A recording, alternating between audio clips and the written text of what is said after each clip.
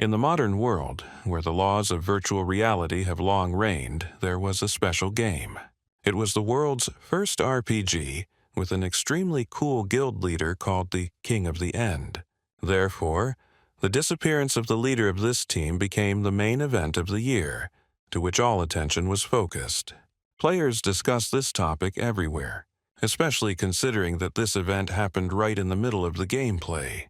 At that time, the squad was just preparing to meet the final boss, who appeared from the mouth of the volcano. By prior agreement, it was agreed to use control effects that were supposed to restrain the monster. The monster was truly gigantic and powerful, so it was necessary to restrain its power ahead of time. The first blow was decided to be struck by a girl named Amanda. She used a magic spear. Other brothers and sisters joined her, but it seemed that all efforts were in vain. The boss landed on the ground unharmed and was immune to crowd control effects.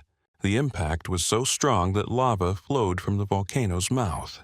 Those in the immediate vicinity of the landing were obviously damaged. But the monster was not going to stop there. It was extremely furious. One of the players, named Mason, despite being seriously injured, watched the events closely. With a malicious smile, he noted that all the team's efforts were not worth such results. The player's main hopes were placed on the leader. He had a hot temper and was already heading in the direction of the enemy. Christopher was considered to be the best player in the world. Who, if not he, could defeat such a monster? The red-haired youth smiled as he looked at his opponent's stats. He had a plan. Seasoned in many battles, the leader did not consider this fight a loss for himself. He pulled out his sword, and the monster tensed a little in response but was still preparing to throw. The other players froze, ready to rush to Christopher's aid at any second. The young man went on the attack. He moved and fenced with his sword nimbly, making it difficult to follow his trajectory. The first blow landed on the spot where the monster stood, but she still managed to jump away. The monster bared his teeth in response, looking at the unexpected move being prepared for him. Christopher flew forward quickly and delivered a series of short but noticeable blows. Of course, a fatal outcome was not expected, so the guy did not plan to stop.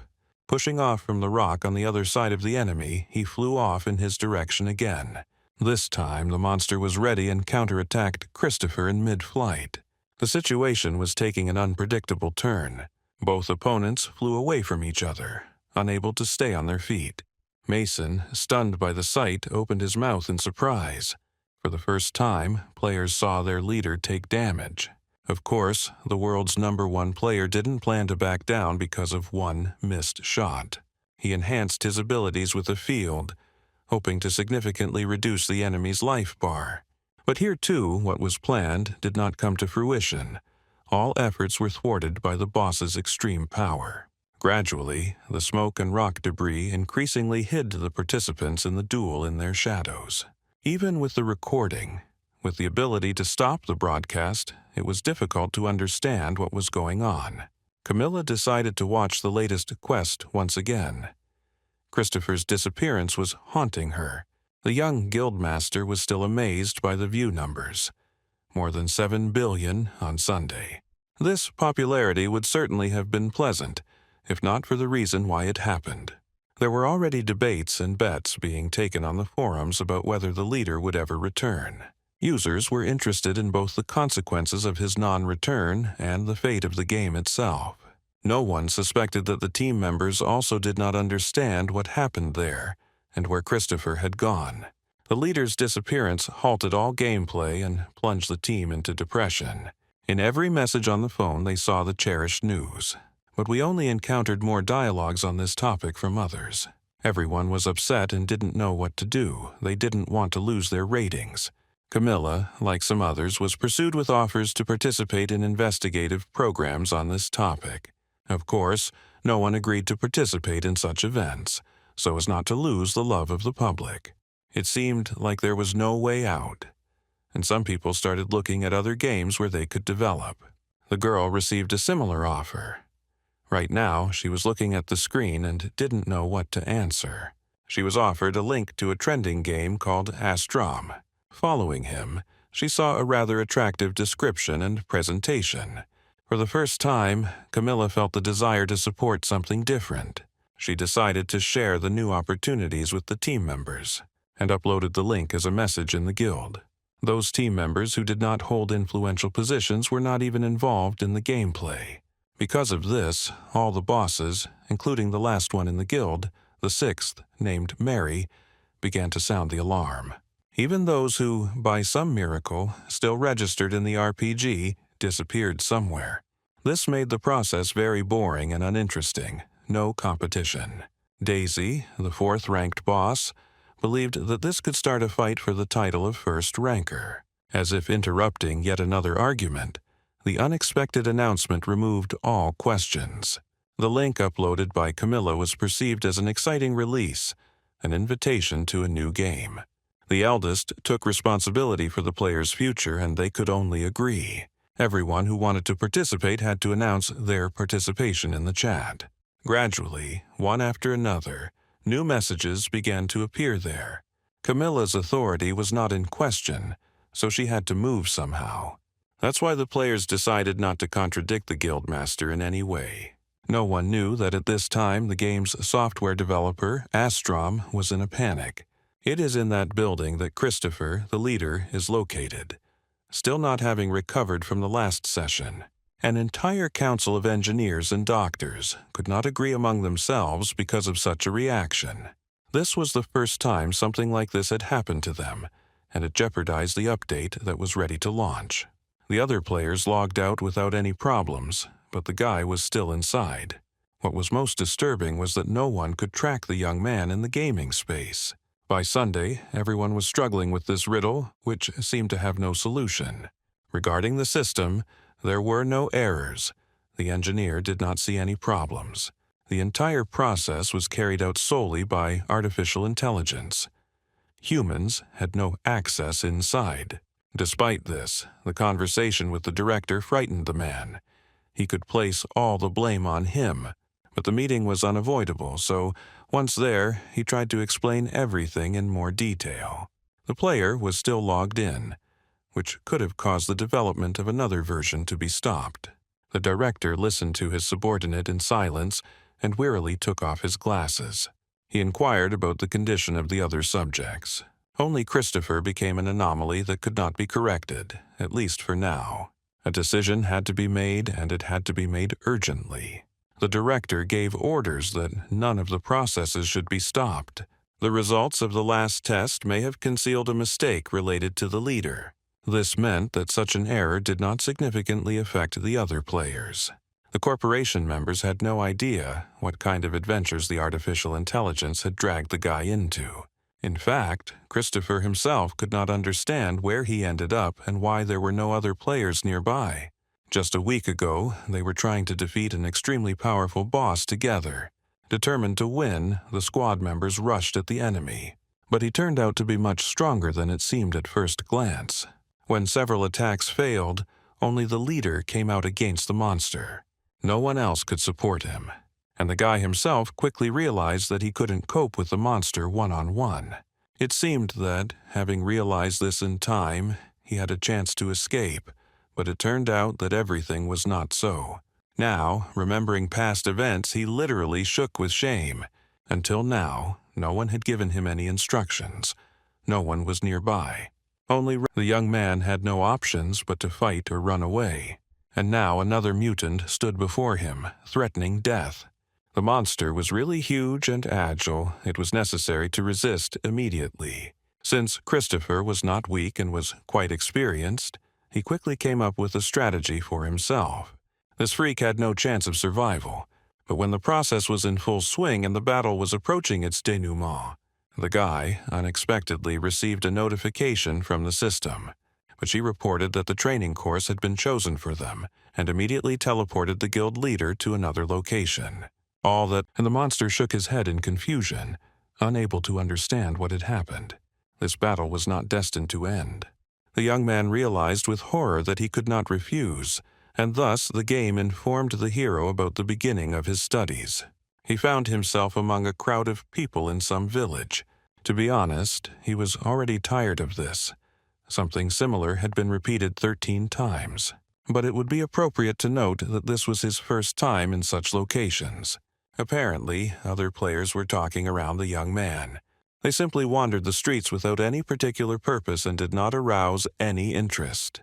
Suddenly, Christopher was stopped by an unfamiliar girl who wanted to engage in dialogue. She thought that in front of her was a user, not an NPC, but the young man realized with horror that he was having difficulty answering. The system window literally hit him in the face, announcing what was happening. It was the guy's first experience like this, and it felt like something completely unknown. Freedom of expression was completely destroyed. He could not do whatever he wanted.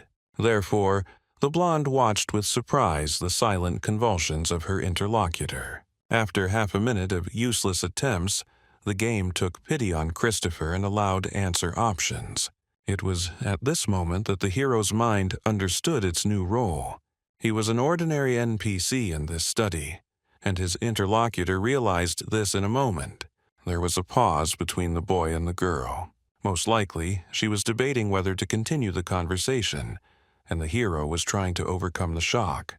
Meanwhile, the engineer was returning to Christopher's room after his report. He was literally dripping with cold sweat at the thought of what he would have to do. That's why I wasn't able to enter the door password the first time. Inside, everything remained unchanged. The subject was still lying in his bed.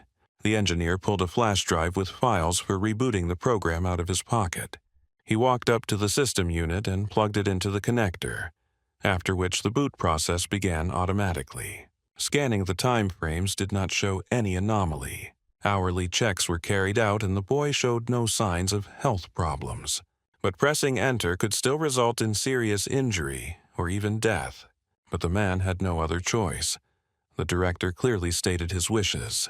So, after a few tens of seconds, but despite the inevitable delays, the engineer nevertheless decided to take active action. He pressed a button on the keyboard with his eyes closed, hoping for a miracle. At that moment, the mask on Christopher's face began to glow red. The engineer sat silently nearby, covering his face with his hands throughout the entire process. Meanwhile, the dull dialogue continued within the system. Christopher had no will of his own to finish, so he had to endure it.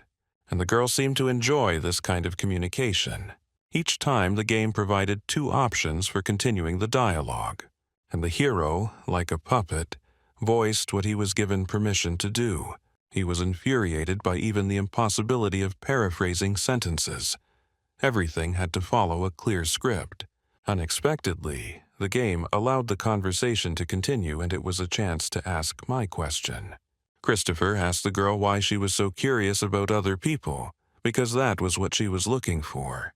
The young lady happily replied that she wanted to help the local residents and get to know the village as a whole, after which the level of closeness with the interlocutor, according to the indicators, increased. This meant that the first task could be given to the stranger. But at the most interesting moment, the system crashed, caused by an update he didn't know about. He was electrocuted so strongly that the hero lost the ability to move or even think. The engineer sat in the same position. He did not move until he heard a strange sound from the monitor. Lowering his hand, the man looked at the screen, expecting problems. He was not mistaken. The game was giving a danger warning. The artificial intelligence seemed to have started a fight against the update and put the system into emergency mode. Christopher could have simply died in the process, and now the game was looking for a host. Having realized the extent of the problem, the man could not hold back his tears. He was afraid to find out the truth. In his despair, the engineer didn't even realize that the test subject behind him was already standing on his feet. And when he heard a rustling sound behind him, the scientist became so frightened that he could not hold back a terrible scream. It seemed to him that he needed to defend himself from zombies again. Therefore, the scientist quickly jumped up from his chair and climbed onto the table, knocking over the system units. But Christopher didn't care about him. For some reason, the guy began to concentrate on doing push-ups. The engineer could only watch the young man's strange behavior. Later, I realized that I needed to report something like this to the director, and that was even worse. It was unusually quiet in the house of the guild leader. That is, Christopher. Without him, time stood still. Camilla was beside herself. She was very worried about the guy. The girl realized with horror that she had lost everything except this gigantic apartment, a place where everything reminded us of past victories and wonderful times. Now she felt lonely, incredibly lonely, without the constant company of like-minded people, and especially without Christopher's presence. One could only guess, where is he, what happened to him, and whether the young man would ever return at all. Camilla's melancholy was interrupted by a new notification on her phone. Approaching her smartphone, she saw that a notification had arrived from an Astrum employee. The girl, in despair, had no idea what exactly could be there. But when I stomped on the announcement, the melancholy disappeared as if by magic. It was about the leader. The bad mood quickly gave way to anxious excitement. For the particularly unbelievers, a video of Christopher doing push-ups was added to the text. After watching the short video, Camilla seemed to have been replaced. She wanted to act, to do something immediately. But where to run and what to do now was completely unclear. So the mad motivation suddenly gave way to tears of happiness. Christopher was alive. After the flash drive with the update, the hero found himself in a completely different space. He still felt the pain from the electric shock the game had given him. He wondered if everything was okay with the system, because from his experience it could be said that it was not normal.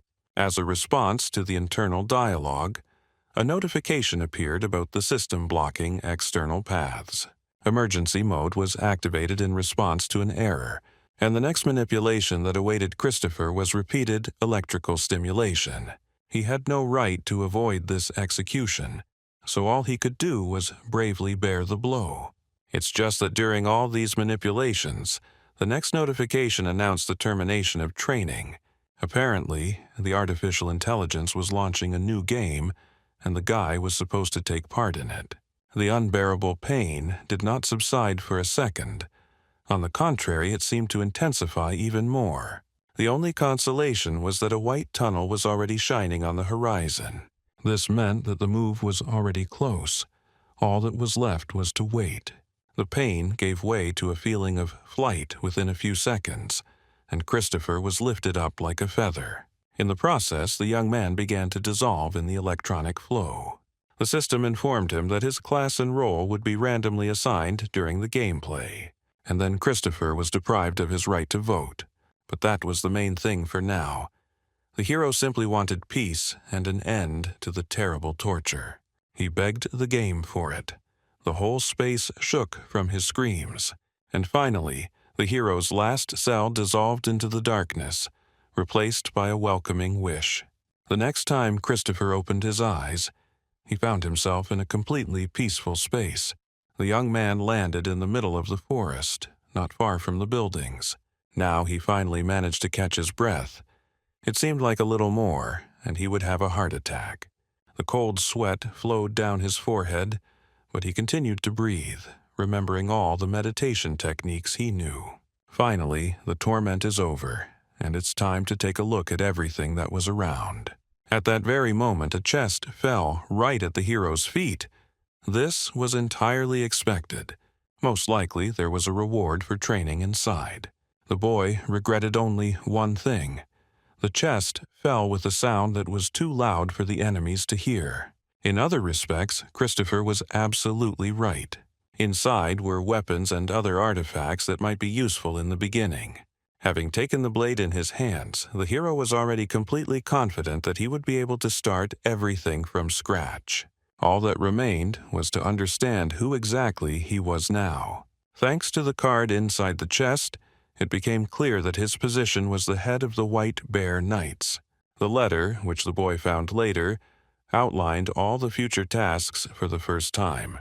From the style, one can immediately understand that the text was composed by the system itself, and this raised the question of whether it was possible to escape from the gameplay at all. Most likely an error occurred outside. It was necessary to understand how to turn off Astrum from the inside. There must be some way to perform an emergency shutdown. The first thing that came to mind was to simply order. The young man, with all his efforts, did not notice that he was being too loud. Moreover, All attempts were in vain. The game did not obey him. After some thought, he decided to radically change tactics. Christopher switched from a hysterically commanding tone to a more authoritative pronunciation, and although from the outside it looked impressive, the process did not produce any results. No matter how much the hero hoped for change, it did not happen. But it wasn't despair that stopped him, but another player's hammer. The unexpected blow threw the guy several meters away. The attacker turned out to be a black-haired fat man named Bill, who mistook the hero for an NPC, and he was already preparing for a repeat attack in order to have some fun with someone who couldn't fight back. But fortunately, this time the system gave Christopher such an opportunity. The young man was allowed to attack back. He could make contact immediately. And this, of course, brought joy to the guy. For so long, the leader of a powerful guild was controlled by everyone and their dog except himself. And finally, Christopher himself had the opportunity to pay back at least one scoundrel. He instantly dodged the second blow and performed an incredibly fast trick. On the way, the guy pulled out his sword, already making plans for a counterattack.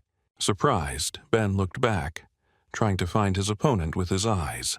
The speed and manner of movement suggested that this NPC was indeed a player. But it was impossible, at least it seemed that way. Ben prepared for the third round, but was too slow. Christopher ran forward like lightning and struck his opponent with his sword. Luckily, the guy still didn't have enough strength for the first lethal blow, so the opponent survived. But the hero himself understood this perfectly well, so he did not hesitate to attack again. Ben buckled under the fierce pressure, his opponent's enthusiasm astonishing him. The enemy seemed to be aiming for his death, and this fight didn't look like a beginner's quest at all. Finally, after a couple of minutes of confrontation, the reckless player began to beg for mercy. But these requests fell on deaf ears of Christopher. The only thing his angry brain could now perceive was information about the beginner's village. The young man heard this name for the first time, so he became interested, but did not back down from his own. The hero was not at all stopped by the possibility of Ben's death. With the next attack, blood began to flow from the mouth of the last one, and he fell to the ground, exhausted. The fight was finally over. There was no point in hitting those lying down. Christopher sheathed his sword.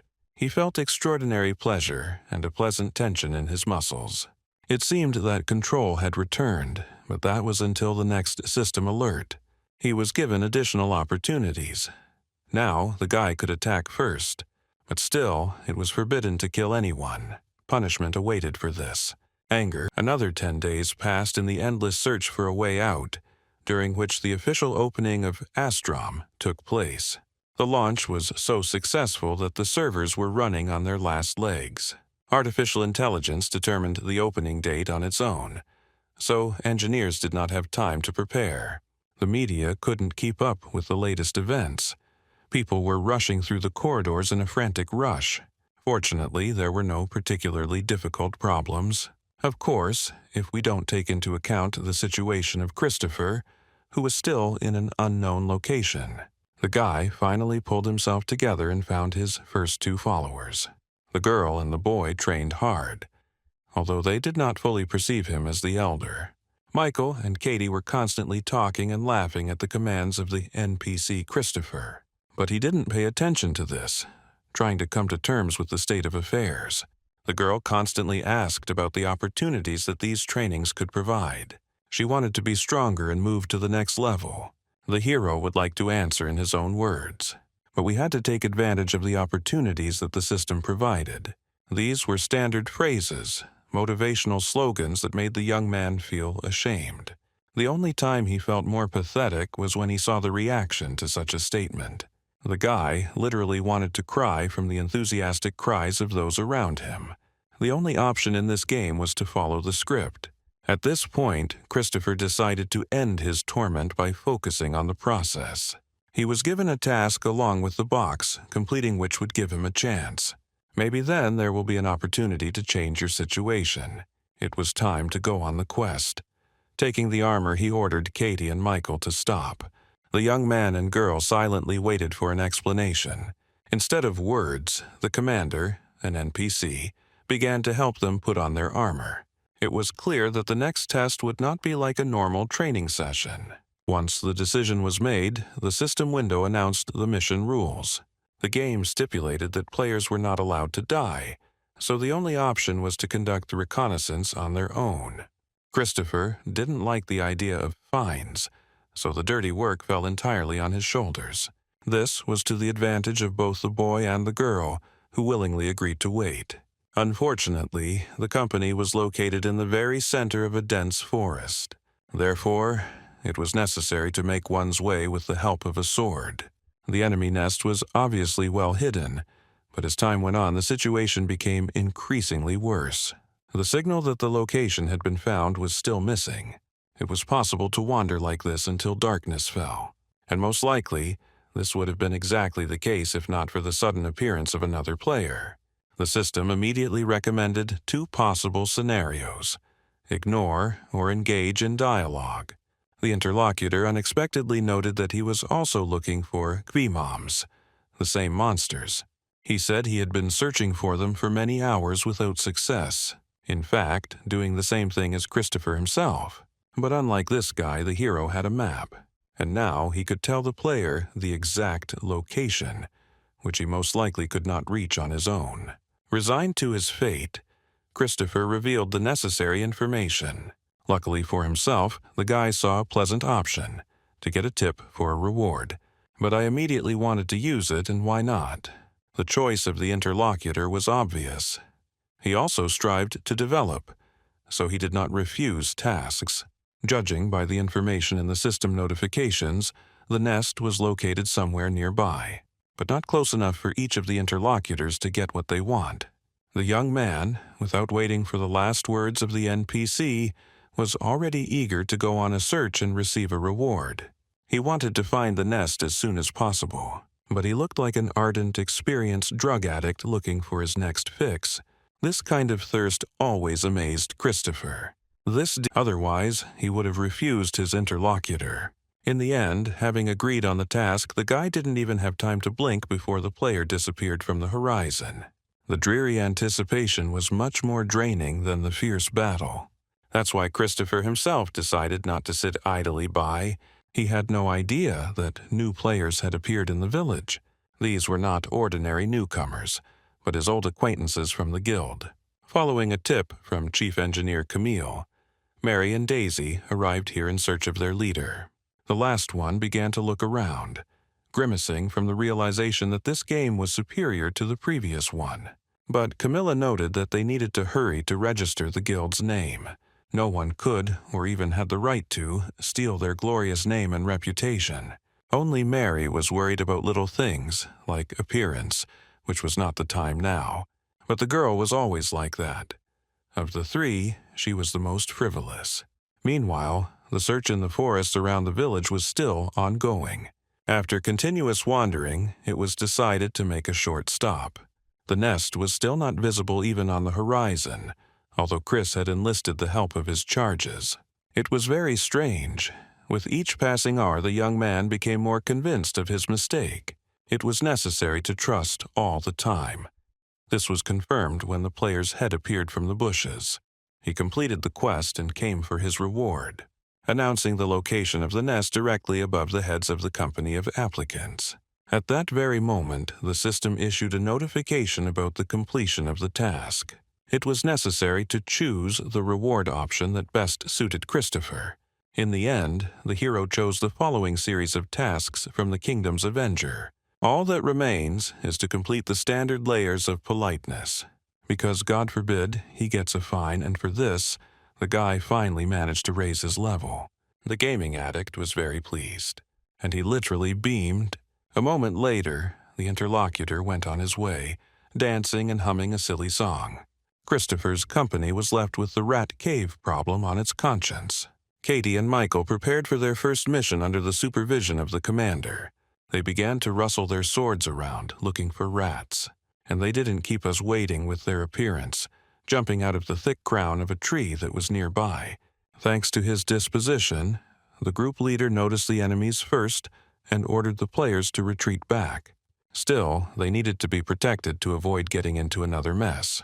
He gave orders after orders. The main thing was to cover each other. The good thing was that the level of these rats was not too difficult. They could be overcome easily. When the main invasion disappeared or died, the feeling that this was not the end only intensified. Christopher decided to test the ominous tree's strength. There was no way to do this without a boss, as with any similar task. He knew that the main rat was about to appear and wanted to speed up the process. Intuition has never failed an experienced player.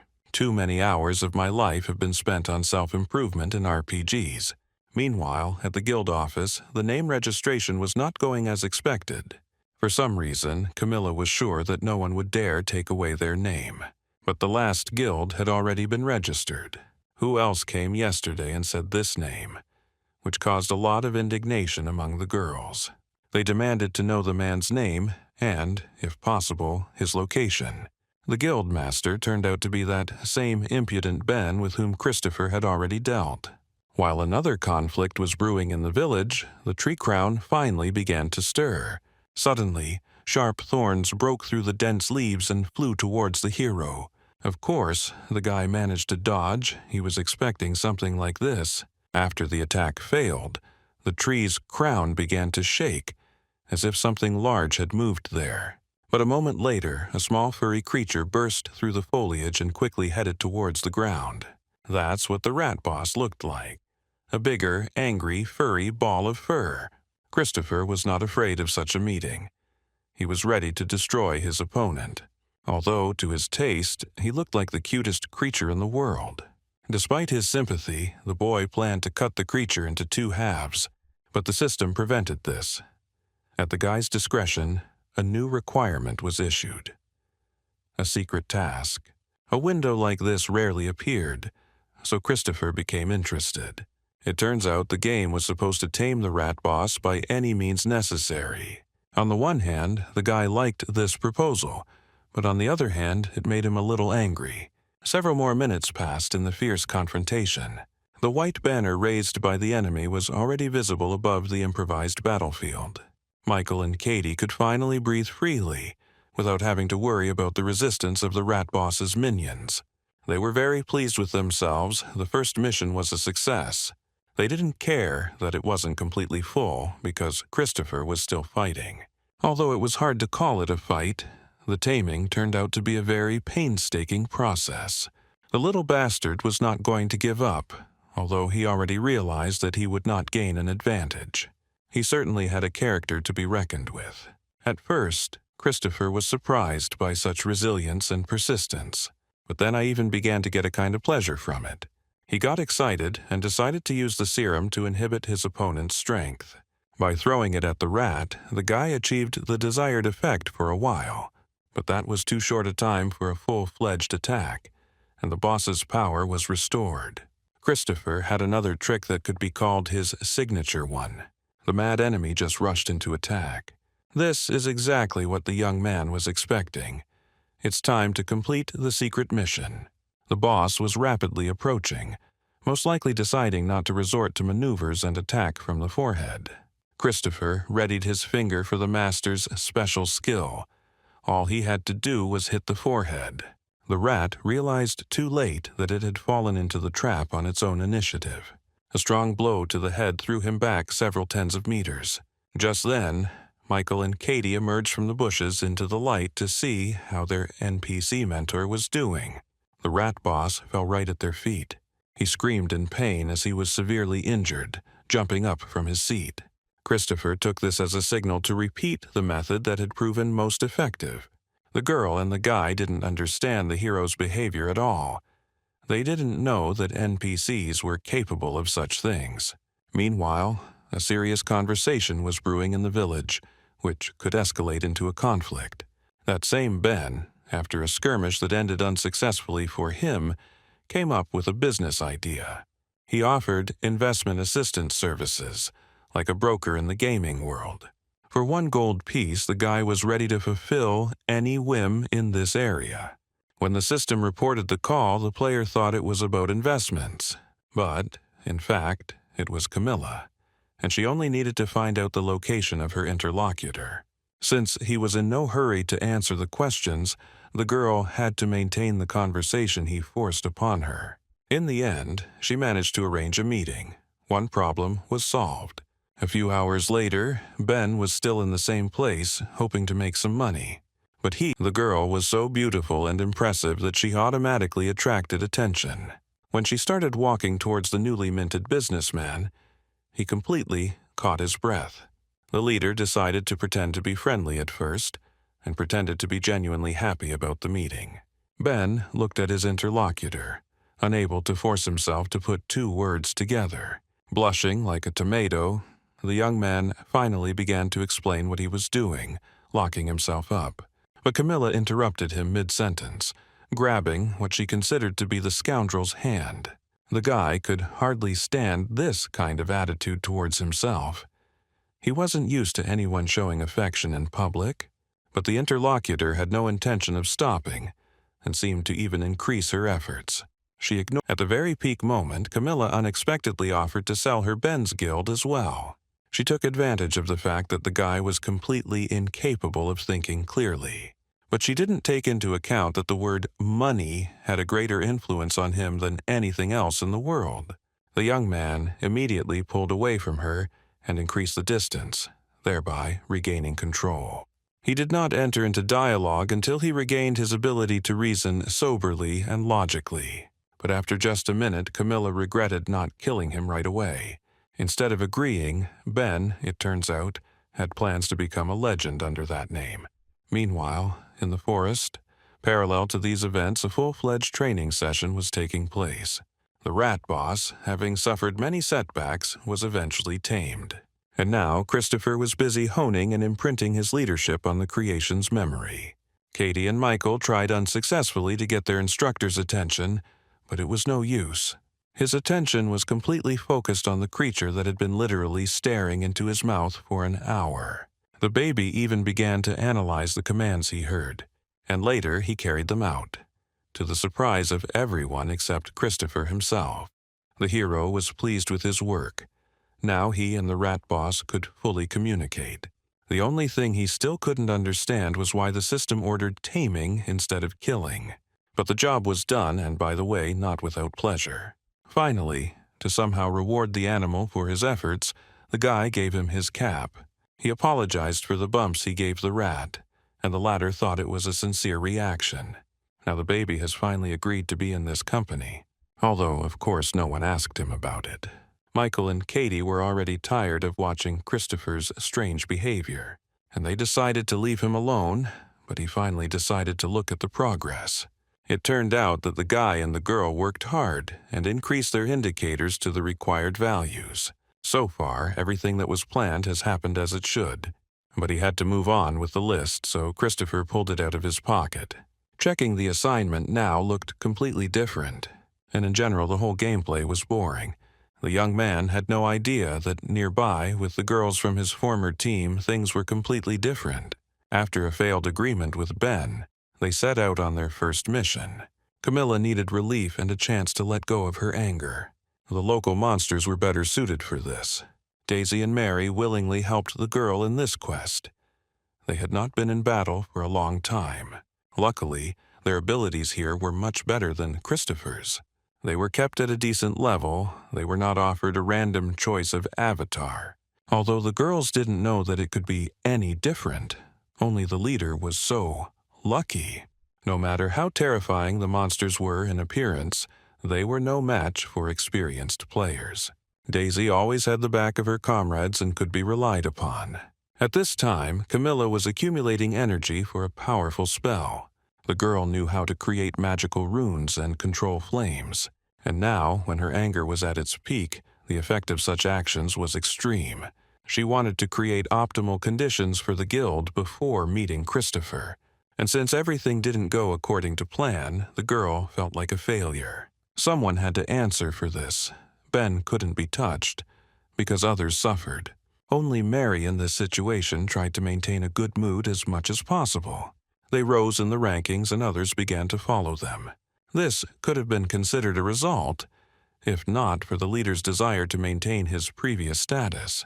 The title of guildmaster in this world had to be earned from scratch. This meant that it was necessary to create a guild or join forces with others. Meanwhile, Christopher read the paper from beginning to end. He had fulfilled all the conditions. Apart from the inscription that she could not leave the kingdom, nothing remained. The system also did not provide any instructions for further action. Suddenly, images from the past in this world began to emerge in my memory. All the suffering he had to endure was caused by an electric current passing through his body. The inability to escape from the trap of artificial intelligence that has seized control. Penalties in case of failure to comply or improper compliance with the terms of the game. The feeling of being a murdered from not being able to control one's own body, literally depriving one of one's voice. Deprivation of the right to exit this space into the real world. After realizing the inevitability of its situation, the system window offered a reward as a response. The young man looked again at the piece of paper in his palms. He was no longer going to act as before, so he simply tore it to shreds. Christopher crumpled the piece of paper and finally understood everything. The whole grand design of artificial intelligence was clear as day. The only option to continue living was to submit, constantly keeping in focus the possibility of escape. It was obvious that Christopher's constant presence inside the game was necessary. Artificial intelligence literally spoke about this itself in direct speech. Perhaps the digital brain itself did not initially understand how important the player was to it. But then everything changed, and it was okay. That's why Christopher knew his worth. He was the best RPG player in the world. With all this analysis, the young man did not even notice at first that he had received new powers. It was only when the flames on his fingertips died down and turned to smoke that he became truly afraid. It was an unusual sensation. His limbs were not burned, although they were capable of incinerating everything they aimed at. Suddenly, he remembered the days of closed beta testing. Then the guy and his henchmen were hunting a camel in the desert. And, having struck the creature with a sword, he experienced something similar. This led the young man to think that all the accumulated experience, even from beta testing, could be preserved. He tried to light a fire on the tip of his index finger, and it looked pretty cool. But just as Christopher was beginning to enjoy mastering a new skill, the magic stopped. The flame went out, and the system reported that there was not enough mana to continue such tricks. Irritated, the hero immediately turned away from Michael and Katie. He didn't want to be disgraced. But they, together with the Rat King in turn, hastened to pretend that they had not noticed anything. This behavior did not ease Christopher's condition, and he decided to take it out on his charges. The orders quickly brought the company into a swoon. Urgent matters needed to be resolved. The hero decided to return to the village and did not encounter any resistance on this matter. On the contrary, Michael and Katie seemed to rejoice at the idea of returning to civilization. They passed through the gate without any problems, unlike Christopher, who was unable to overcome the invisible barrier. The players' dreams of delicious food vanished from their minds when they saw this. Along with the NPC curator, the rat boss was also stuck on the other side. This location was inaccessible to them. Perhaps just for now, or perhaps forever. The thought of being deprived of the benefits of civilization outraged and drove Christopher to despair. There's nothing to do but hang out near a closed region. You need to look for a cozy place. The guy began to think about where it would be best to go. Fortunately, he was not alone on this journey, and for the first time the young man was glad that he had tamed the Rat King. And in the eyes of the little ones one could see delight and anticipation of interesting adventures. After thinking over his future plans for a while, the young man decided in conclusion to try to break through the defenses once again. Having captured the Rat King, the boy intended to use the babies as projectiles. Meanwhile, in the real world, the corporation's workers were still trying to understand the logic of the game. SI kept throwing up errors in the game system without offering any solutions. It turned out that the system had blocked everyone's access to the main event. It seemed that at the most stressful moment of the working day, the director came into their room. He was of the opinion that all the errors were caused by a problem in the host, the main server. But the workers noticed other details as well, and the real rules of the game gradually became clear to them. The chief engineer honestly reported this to his boss, knowing that it would raise many questions. And indeed, this led to the man having to go into the game world to solve the problem. Sometimes, after he had gotten into trouble, he had to reproach himself for being too honest. In this seemingly unreal world, he felt extremely defenseless. And now the situation was even more threatening, because the fate of the corporation depended on the actions of the chief engineer. No one would forgive him for his mistakes.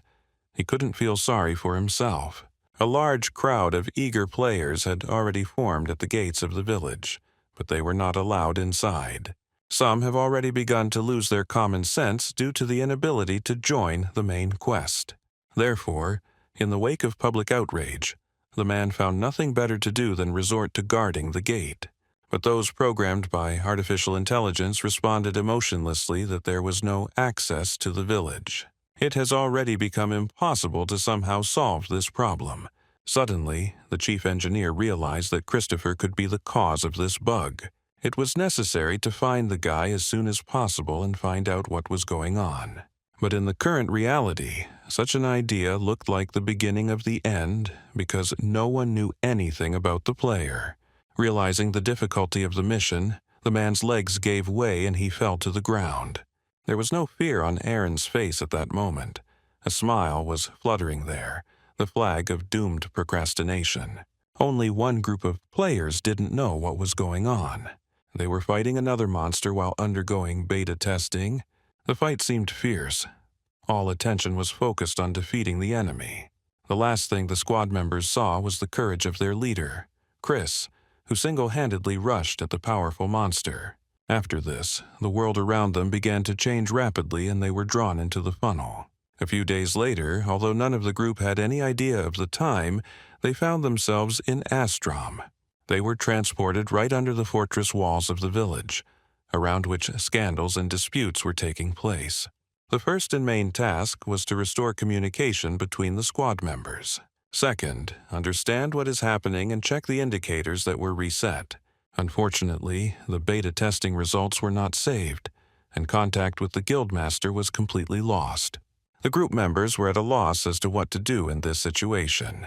In the end, passion and recklessness overcame anxiety, and hearts needed adventure. Some even tried to return to the cave and find the monster they had not finished off. But first it was necessary to find Christopher, who had disappeared without a trace and had not been in contact. The boys had no idea that their leader was now throwing his charge into the barrier around the village. On the other hand, Michael and Katie were preparing to catch the babies like tenacious baseball players with a glove. But not once, at least out of 10, have they succeeded in doing this. The Rat King was thrown back. Sometimes, even with his master, all attempts to break through were in vain. The players on the other side also refused to believe in defeat, so they encouraged their coach in every possible way. Christopher emerged after 5 minutes of torture, exhausted and lying on the ground. It was at this moment that the window asked him to complete the mission. The guy took this as another form of mockery. The artificial intelligence literally insisted on his progression further into the story, tempting him with rewards.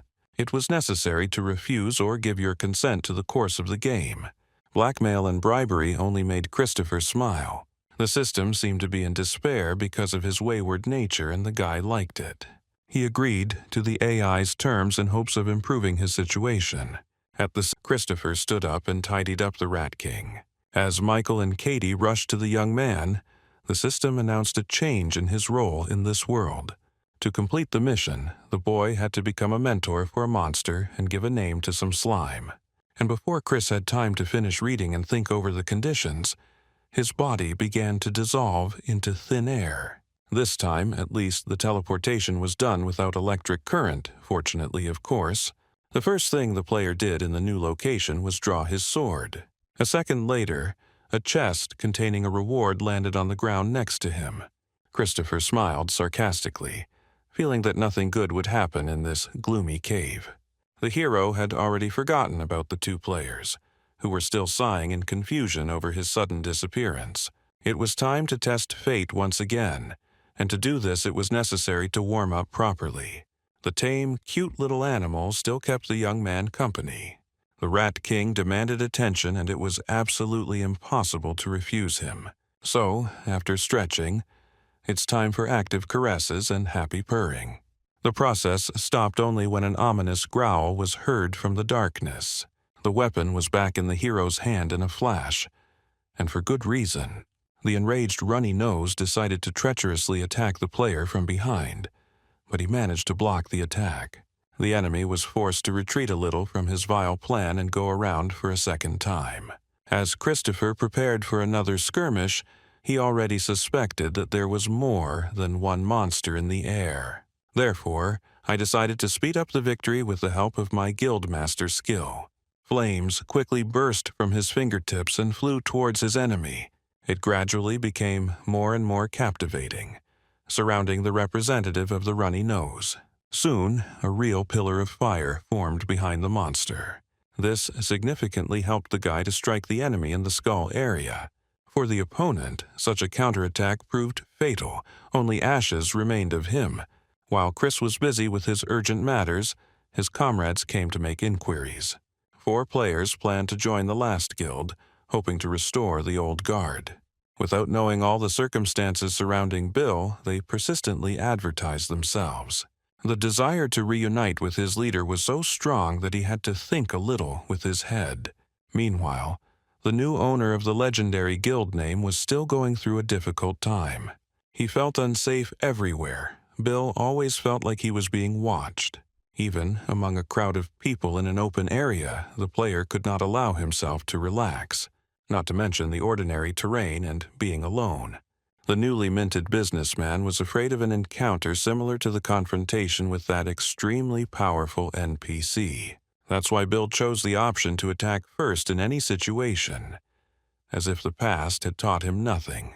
But fortunately, all his suspicions remained just suspicions. After another attempt to find the imaginary stalker, the guy realized he was having a nervous breakdown. He decided to somehow distract himself and look at the latest news in his guild. Something really important was happening there. Some newcomers were trying to get in. Before approving the request, Bill decided to look at the resumes of those interested. Indeed, these players looked like those who could produce good results. But they kept talking about some kind of beta testing. The leader himself did not go through it. Despite the dubious information, the guy decided to accept the requests. He was flattered that experienced warriors wanted to be under his aegis. It was like network marketing. Their efforts would eventually put Bill on a pedestal. In the unknown dungeon, a fierce confrontation was still taking place, and the Rat King was watching it. The little boy chewed a piece of meat, carefully watching the duel between his elder and the runny nose. Indeed, after the first dead man, others appeared who wanted to kill the guy, but he was too agile for them and managed to repel numerous attacks. The sound of bones flying around and hitting the rocks echoed through the cave. The little animal's meal was interrupted by one of these enemy remnants. She hit him in mid-flight, but the owner did not pay attention to such nuances. He was focused on the battle. The main thing for the young man was to move and try not to stay in one place for more than a few seconds. He was glad of the circumstances that had put him against simple opponents. The skeletons were quite easy to defeat. The only thing that complicates the situation is the crossbowmen among the endless rows of opponents. Only maneuverability could, in such a case, preserve integrity. Fortunately, Christopher has escaped uninjured so far. The enemy was very quickly disarmed and scattered into several parts after appearing. The hero did not seek help from his protege, believing that he could cope on his own. But, frankly speaking, the Rat King was already itching to get his chin up, and at some point he grabbed one of the bones. When the last of the local monsters was eliminated, the animal let out a cry of victory.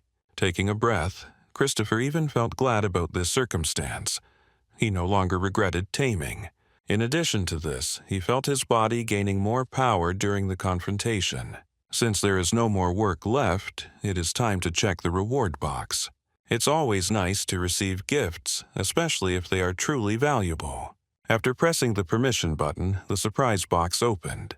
Inside were 2 items, an earring, and a belt with different classifications. After the young man was made an NPC in this world, he felt like a real player for the first time. Such artifacts were not given for free, and he wanted to learn more information about this world. Christopher thought that if he dug deeper, his fate might turn out differently, in his favor. The guy didn't want to suffer anymore and looked forward to the new mission with slight fear. In addition, it was necessary to fulfill a special condition of the system, which also raised questions. And these questions, one after another, echoed with a bad feeling. But there was no choice but to move forward. The Rat King was not averse to continuing his journey deeper into the cave. So the comrades, having talked to each other, went into the darkness. First, Christopher needed to find this mysterious slime. The first to see the disgusting substance was his companion.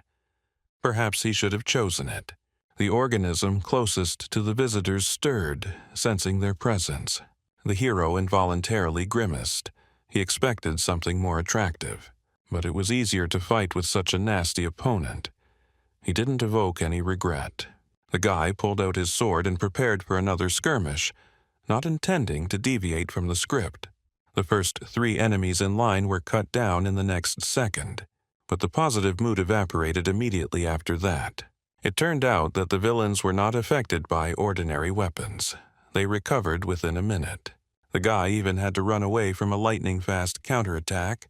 In addition to this, the troubles were increased by damage to one's own weapons. It turned out that the slimes had the consistency of acid, which dissolved everything it touched. While Christopher was getting acquainted with the information about the enemy, his partner rushed into the fight. But the Rat King's zeal cooled after the bone in his quotation marks began to melt like a candle. The system informed him that the hero's intuition was correct. The enemy was made of acidic slime. Although Christopher smiled outwardly, anger began to build up inside the guy again. The next confrontation promised to be a lot of fun, but it also forced us to walk on the edge. Meanwhile, the chief engineer was approaching a dungeon that had not yet been explored. He still reproached himself for the recklessness that had gotten him into such a life-threatening situation. All thoughts vanished from his head after Aaron looked into the depths. His skin became covered with orphans. The man was tormented by doubts, but he could not postpone visiting the ominous place. It was necessary to find out where else the anomalies in the code were hidden, and this required research. Christopher was probably there too because the guy loved a challenge. Aaron finally decided to move forward, but first he put on his gear. When all possible armor was put on, the engineer stood up, ready for action. But the hike delayed the notification of an incoming message. The details in it only angered the man. He was tired of solving other people's problems. A small drama was taking place inside the cave. Realizing that the bone in quotes had melted, the Rat King began to shed tears. Christopher felt sorry for the emotional animal and tried to calm him down. Obviously, they will now be safer after learning about the enemy's characteristics. Finally, the young man promised to give his friend a gift so that he would not become discouraged. This news greatly encouraged the Rat King, and he immediately forgot his troubles. In his mind, there was only one problem left: how to attack the slimes. But Christopher already had a plan for this. He was not going to touch the nasty creatures anymore. Now his protege could only watch the amazing spectacle with curiosity. The best player in the world took out his sword and touched it with his other hand. At that very second, a ball of flame began to form at the tip of the weapon, and in just a moment the entire blade was immersed in the fiery glow of the Guildmaster's fiery aura. Christopher became increasingly interested in using his special skills. Each time he gained skill and discovered new horizons for himself. Now his talent has reached a new level, achieving a practical skill called Large Aura. The slimes had to run to avoid danger as it flew everywhere. Despite his persistence in destroying his opponents, the young man remembered his main enemy. He relied on his own strength, but again forgot about exhaustion. At the most interesting moment, the system notified about the lack of mana to continue the spectacular attack. Taking advantage of the man's confusion, the slime mobs went on the offensive again, Although a little disappointed with the failure of the strategy, Christopher still did not give up his confidence in victory. Although relying only on one's agility and strength, it could take some time. The Rat King actively helped the guy, adjusting his attacks. But he did not forget to remind that one enemy had to be left alive. Despite the intense confrontation, Christopher liked that there was already a dialogue between him and his client. The rat, who looked more like a hedgehog, and a rather cute one at that, sometimes said sensible things. 10 minutes later, the situation on the battlefield changed. The hero gave the last living slime time. Mob was supposed to bring his boss in 50 seconds. Although the guy was sure that his interlocutor understood him, a problem still arose. He refused to go himself and invited his opponent to go on the journey together. There was nothing else to do, so Christopher agreed, letting the mob go ahead. Luckily, the slime no longer tried to fight, but politely led the player to the location. As a sign of gratitude, the hero decided to let the guide go. He took advantage of the opportunity with pleasure, disappearing over the horizon with extraordinary dexterity. There was a very bright glow in this tunnel that was difficult to look at. It seemed that whatever was radiating from it was completely impossible to see. Having somewhat adapted to the new conditions, the guy realized that in front of him was the same depressive slime, the boss. The creature was busy with some of its own affairs and did not pay attention to the visitors. It seemed to the young man that in front of him was not a game creature but a kind of philosopher. The Rat King, unlike his elder, was more interested in what surrounded the enemy. He decided to study the objects, which attracted the attention of the owner of the area. The phlegmatic slime turned its face towards the little visitor. Very quickly, a connection was made in his brain with the need to attack the visitor. Absorbing the Rat King would give the boss a lot of power, enough to fight back. Christopher should have been more attentive. He didn't see his ward. A fight broke out between the creatures of this game world, and the absorption almost happened. The Rat King could do nothing but scream and beg for help. Analyzing the tense situation, the hero did not immediately understand what could be done. It was impossible to use the sword due to the slime's close contact with his friend. But leaving the Rat King in this state was not considered an option. So Christopher decided to resort to his very strong finger strike. To his surprise, the boss slime was extremely badly damaged by this attack. It turned out that he was not capable of fighting for real at all. So he simply gave up, leaving his prey alone. Although he was extremely enraged by the man's brazen interference, the Rat King, meanwhile, became interested in the objects lying around again. It turned out that they were much heavier than they seemed at first glance. This showed that the boss was incredibly strong when in good shape, and he didn't have any acid right now. This could be used later when the taming was successful. In the village, Camilla, Daisy, and Mary decided to call a meeting of the final boss guild. That was the name of their union now, which was joined by a player named Daniel, nicknamed Flicker. As always, the leading lady began her speech by discussing her lack of communication with Christopher. During the time the players were in Astrom, they managed to understand that the problem was precisely in him. Although there was another possibility, the best player in the world could die, and all searches would be useless. But Camilla considered the presence of the nickname Captain Raid among the players to be evidence of his life. Although, given the history with their old guild name, it was possible that it was also a different person. Clayton, who joined the girls later, was also a member of the famous group. She asked about the connection with the guy in the real world, but everything there was unchanged. The meeting participants could only continue to search for clues and slowly move towards a solution. It was a little reassuring that almost all the members of the old guild joined the system. But due to the name change, difficulties often arose that needed to be constantly resolved. Moreover, in this world it was also necessary to develop, building a new reputation. This process also took a lot of energy and attention. The group also had to take into account the existing low season, despite the intriguing nature of the plot. But not everyone took Camilla's concerns too seriously. Meanwhile, in the dungeon, the slime boss has already begun active training under supervision. It was very hard for him, but the stubborn hedgehog did not give up, remembering his own torment. Despite the physical exertion, recovery was slow and questionable. Christopher was afraid that he was wasting his time. They had been hanging around in the same place for 3 hours already. Most likely, the young man chose the wrong path and other options need to be looked for.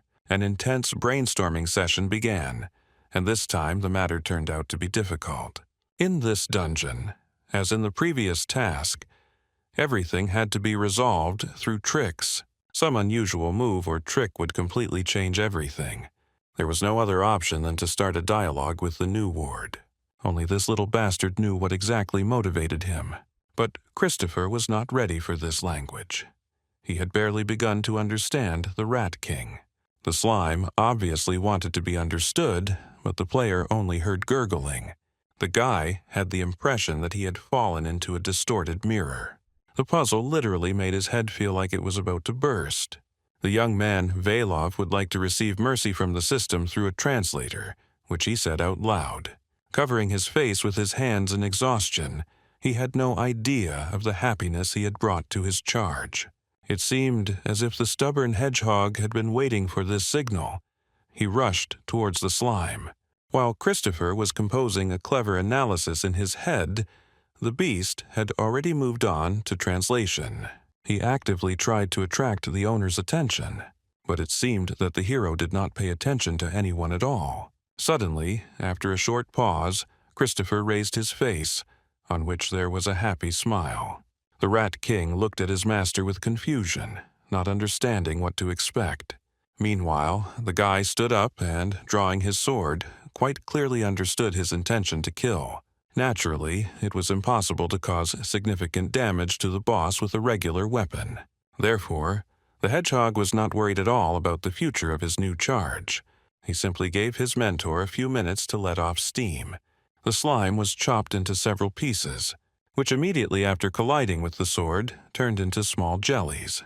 As a result, Christopher managed to collect 99 samples of slime. In the hero's opinion, he should be satisfied with at least such rewards for his hard work. But the potentially poisonous boss decided to turn to the Rat King for help. He, in turn, conveyed to his mentor the need to create an anti-corrosion dumbbell. The guy was incredibly happy that he now had a translator for the complex slime language. He saw no problem in completing the above task, and his mood improved. But the local boss was not going to stop there. He turned to the young man with another request, which he, of course, did not understand, and was busy with other things, promising a quick completion. Resources were needed to produce anti-corrosion training equipment. Luckily, thanks to Christopher's recent adventures, the arsenal was fully stocked. The system blacksmith skills have also been graciously carried over from beta testing into this game world. All the guy had to do was mix the two ingredients together. Thus, he obtained 2 metal axes, reinforced with magic crystals. The next step was modification. Like a true alchemist who loved to boast of his abilities, the young man played to the crowd. He saw the curiosity his actions aroused in those gathered. The hero liked it very much. After a few minor manipulations, he was already holding a new training tool in his hands. The slime boss was extremely impressed by such care for himself and even shed a tear. The feeble philosopher could not take his eyes off the bright light of his new artifact. He spent a lot of time imagining what a dumbbell should be like, but all expectations did not measure up to what now opened before the creature's eyes. With the help of a generous player who came out of nowhere into a dark cave, he could now develop. Slime reached out to the new tool. He was eager to try it. Christopher willingly gave his creation into the hands of his ward. During the time that the young man spent in this dungeon, he managed to understand what kind of sadness he had experienced. Because of the acid oozing from his body, the boss couldn't train using regular exercise machines. They literally dissolved in his hands, so from now on, Christopher became his god. Indeed, this time the efforts were not in vain. Development proceeded very quickly. Soon, a real monster stood before the boy and the Rat King, a green giant with tears of happiness flowing from his eyes. From now on, the giant swore to serve his new master faithfully and truly for the rest of his life. At this time, at the entrance to the dungeon, The chief engineer was still hesitating whether to open the message. Camilla was a very annoying girl, and he couldn't give her an answer, at least for now, because he himself couldn't figure out where Christopher was. The interlocutor even decided to give her husband advice on tracking. Aaron could never have imagined in his life that the player would have such a character. Having closed the chat, the chief engineer fearfully set off into the darkness of the unknown. Very soon, he noticed clear traces of the confrontation, but he could not reconstruct the image of the past. It was strange that the system did not provide video recordings of any of the battles. They were deleted. I immediately recalled the daily routine of the corporation, when all attempts to gain access were rejected. Artificial intelligence always made some errors and responded with riddles.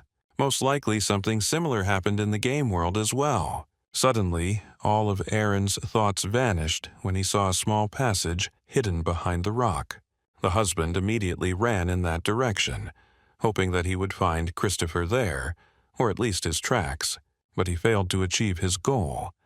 The notification window interrupted the movement. Artificial intelligence has reported a ban on access to this sector.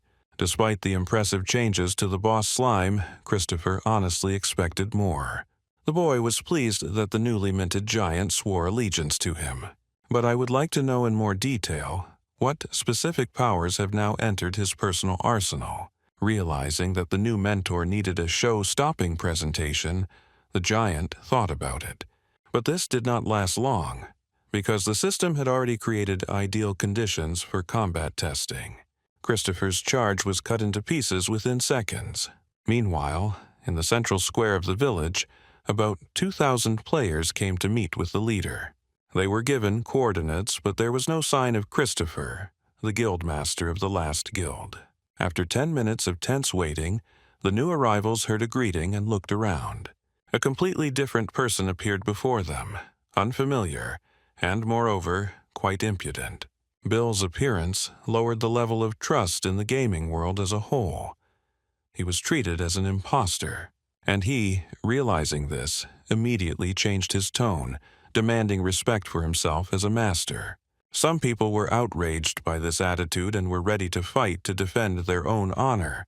The players couldn't get their heads around the idea that someone could simply steal the name of their glorious guild.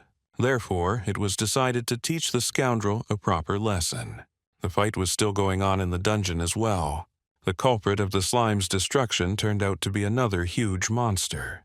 A praying mantis with razor-sharp limbs threatened to exterminate all those gathered.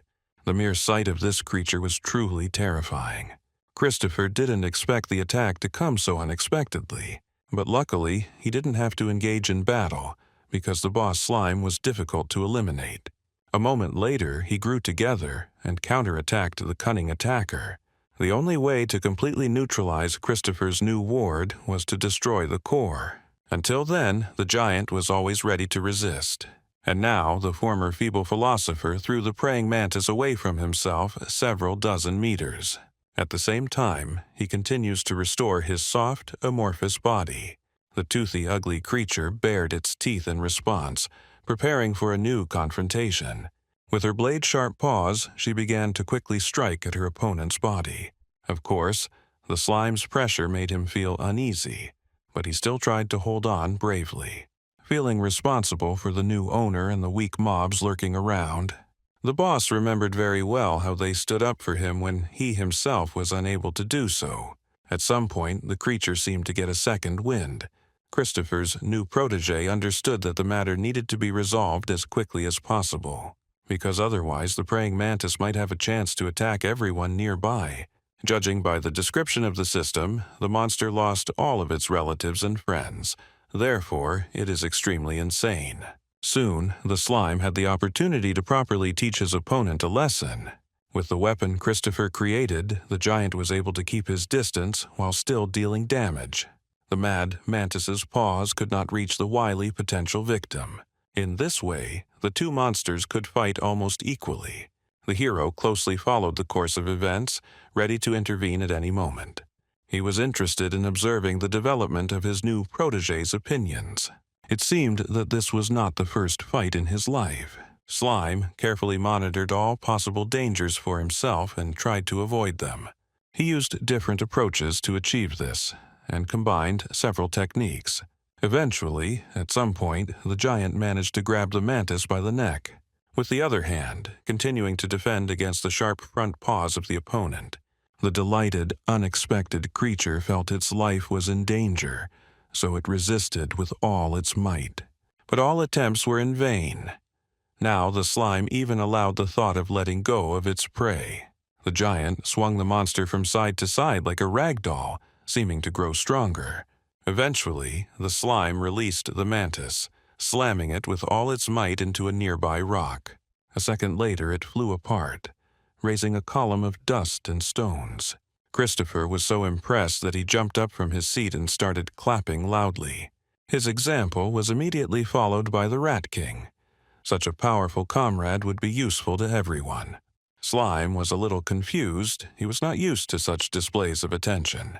While the situation in the dungeon had improved, the conquest outside had reached its maximum. Bill, of course, not without difficulty, forced the rebels to submit to him. His influence was so powerful that they began to see him as the reincarnation of the former guildmaster. It was more profitable for weak-willed followers to turn a blind eye to the inconsistencies, and some even began to look for similar qualities, or even combat techniques. It was certainly very difficult to face off against a player who had reached level 21. Therefore, we collectively agreed on the following plan of action: to submit now, but continue to look for Christopher and, if necessary, join him. This seemed to suit all parties, although the thief businessman still pretended that he, in fact, did not need anyone. Some events were also happening at Christopher's location, and the Rat King was the first to see it. The dead mantis's body began to give out crystal rewards. The guy generously allowed the child to sort it out and eat whatever he liked. He eagerly took advantage of the opportunity because he was always hungry. This time he experienced a taste ecstasy from the divine taste of reward. While the creature was busy, it did not notice that pink slime was seeping out of the head of the slain monster. Apparently, he was unhappy with the prospect of having to look for a host again, but he quickly calmed down when he saw the Rat King nearby. Needing to catch its prey immediately, the slime rushed at its victim with the intention of devouring it. The hedgehog did not immediately notice the danger, and when it did, he realized that running was not an option. He planned to scream for help, but instead of sound, he generated a powerful stream of flame in the direction of the enemy. Having done this, Christopher's protege cast a spell on the spot. It turns out that he had acquired new skills. Bill irritated Camilla not only in the Astrum gaming space. He waged a powerful campaign against Christopher in real life as well. In addition, he always added his new position as Guildmaster. This triggered a wave of news from outside sources around the world on this topic. The prospects of returning the old guild to its original form were becoming increasingly illusory with each passing day. Negative comments and rumors were gaining momentum every day.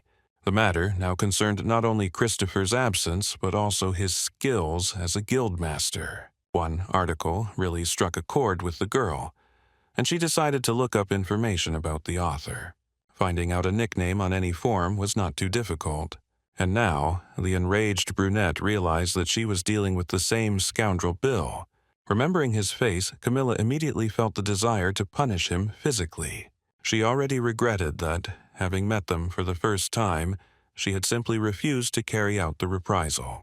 If it weren't for the influence of the girls, all that would remain of this scoundrel would be a wet spot. After finishing the fight with the praying mantis, the slime boss suddenly began to shrink. Its normal size was about half its combat size, but it was still striking. Christopher enjoyed watching the team's newcomer's transformation. It was like a green, unexplored world that I wanted to explore more and more. While the system was signaling the guy about the reward, he was distracted from what was happening behind him. The boy's reward was a praying mantis knife, an item that could come in handy. While his charges were each busy with their own business, he decided to check his arsenal. It was only when this matter was finished that Christopher realized that a battle had taken place.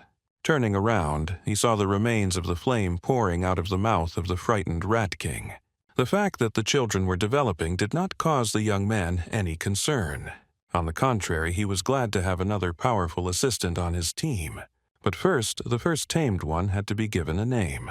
To be honest, Christopher wasn't an artist when it came to coming up with names, so he started from what was there.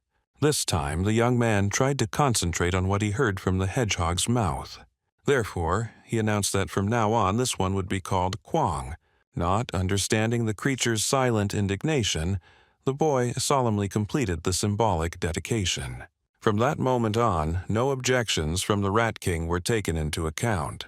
To complete the mission, the hero also had to give a name to the converted slime, and he froze in anticipation of an inevitable tragedy for himself. This time, Christopher focused on his client's ability to train. Since he leveled up, the boss has been busy only with such types of leisure. As a result, the idea came naturally. Chris named the giant Kachka slime. After the name left the guy's mouth, the system perceived it, counting it as the task being completed. The information window that the hero saw afterwards only confirmed his progress. Finally, the artificial intelligence decided to up the ante and put forward an additional mission. As always, it was impossible to refuse it without penalties. It was necessary to train Kachka Slime and defeat the dungeon bosses.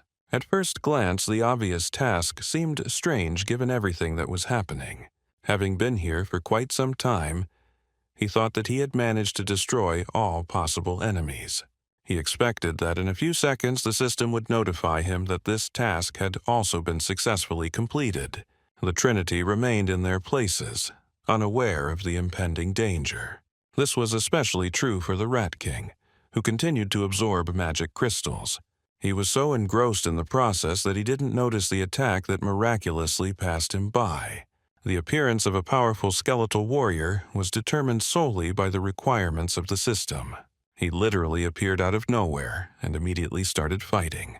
Although it was clear from the guy's appearance that there was a mob in front of him, he still seemed stronger than other similar predecessors. Moreover, where one character of this classification appears, one should expect others. Christopher promised himself to stay vigilant and threw himself headlong into this confrontation. This time, it was only thanks to his own swordsmanship that he was able to finish everything quickly. The young man did not want to waste any other means of protection except his body weapon, believing that any potions and skills would be useful to him in more complex operations. When the enemy scattered, Kachka Slime came up to congratulate his master. He looked very happy, although he did not stop his training. The constant process of active strength exercises had already begun to bore the young man. He decided to make sure that this visual option actually produced any results, but he ordered his ward to open his status window. The young man expected to see anything but what appeared before his eyes.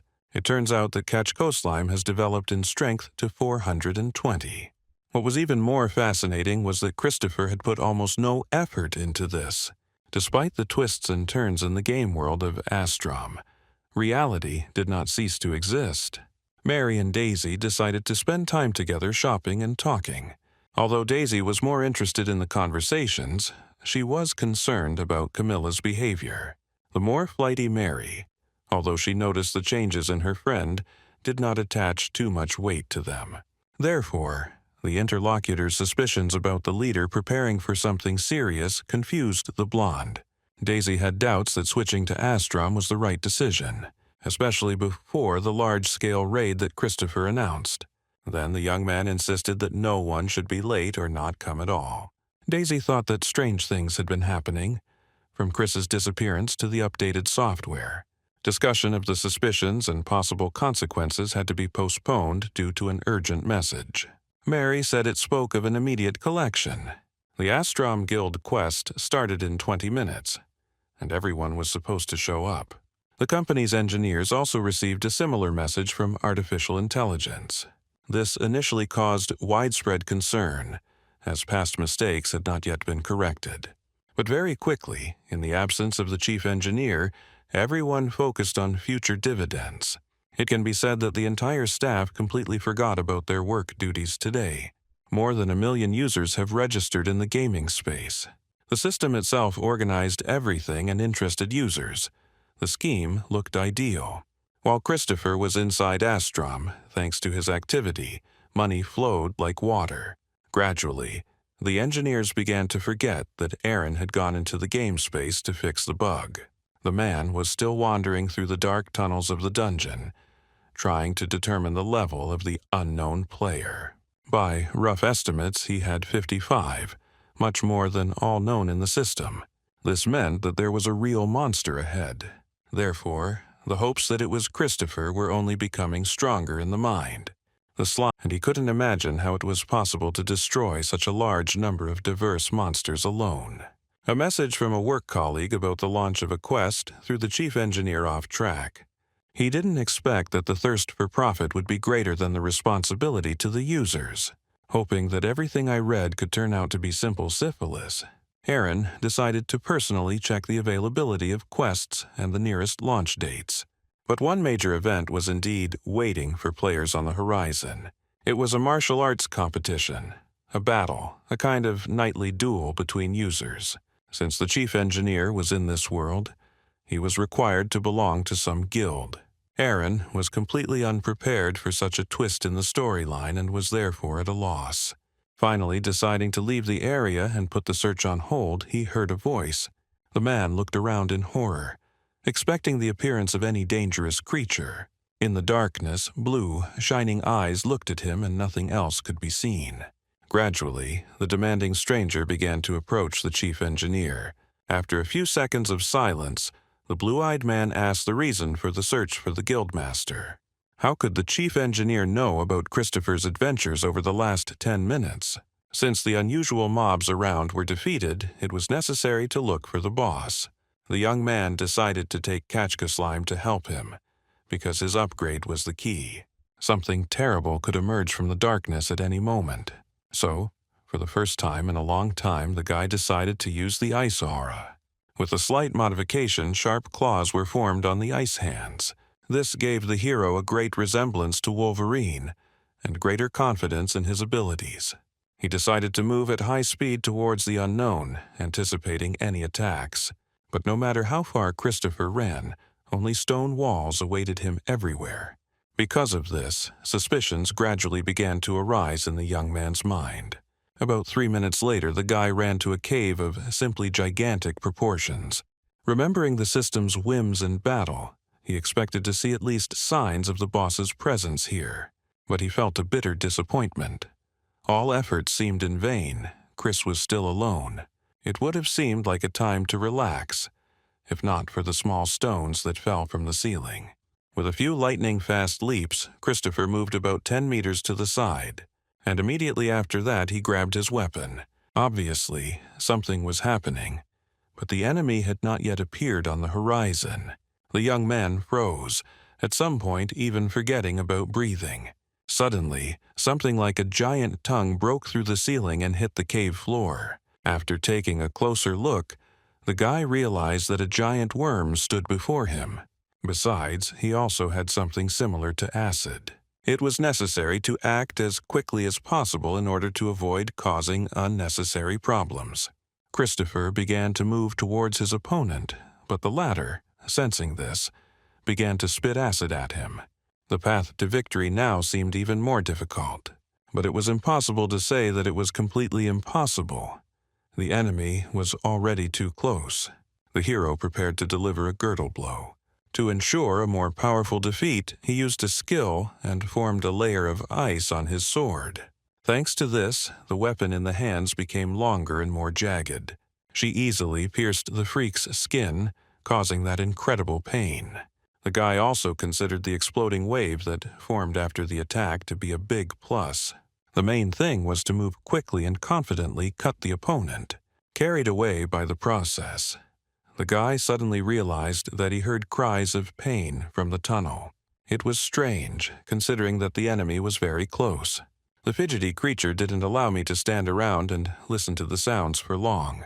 But even beyond this, something somewhat alarming began to happen.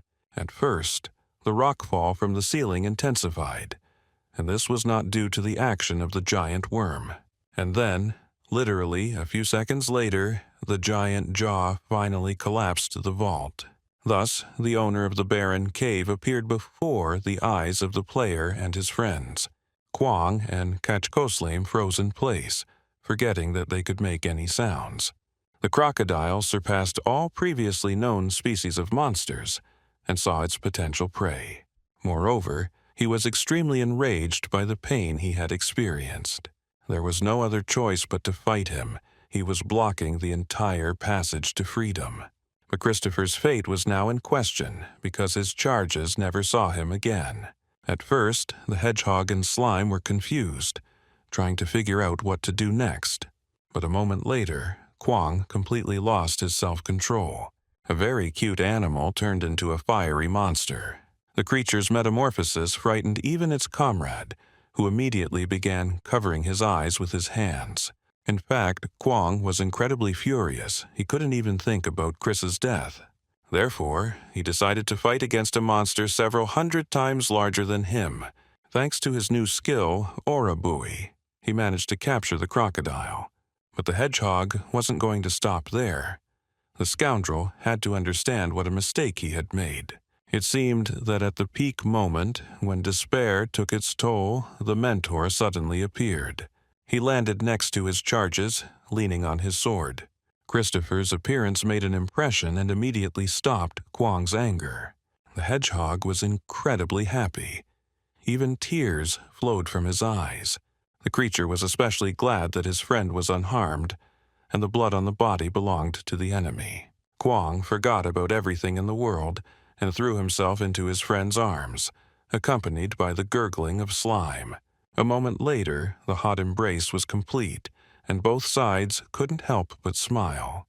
But the hedgehog forgot that he had not completely extinguished his flame, so Christopher received some pretty bad burns.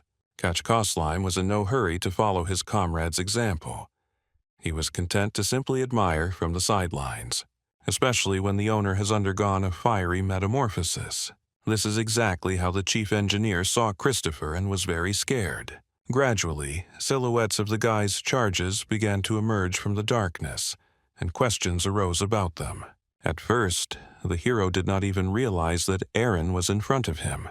The armor made it difficult to do this, but after taking a closer look, Christopher sat down, embarrassed. He was interested in how the man managed to penetrate into the same space with him. But then, the rage that had been hidden in the deepest corners of my soul all these days burst out. The guy wanted to know what was going on in the corporation and why he was stuck there. Gradually, out of anger, his body again acquired a changed appearance, and his speech became incomprehensible. Realizing that this would not happen, the young man tried to calm down and pulled Aaron along with him. But the system window notified the guy about the move and completion of the previous mission within a second. As if to confirm the words the hero refused to comprehend, Kwang began to dissolve into thin air. Christopher, realizing that this time the artificial intelligence was trying to deceive him, began to swear. It seemed like there would never be a way out of this trap. He disappeared in a direction unknown to the engineer. A confused Aaron also received a reboot notification when he was left alone.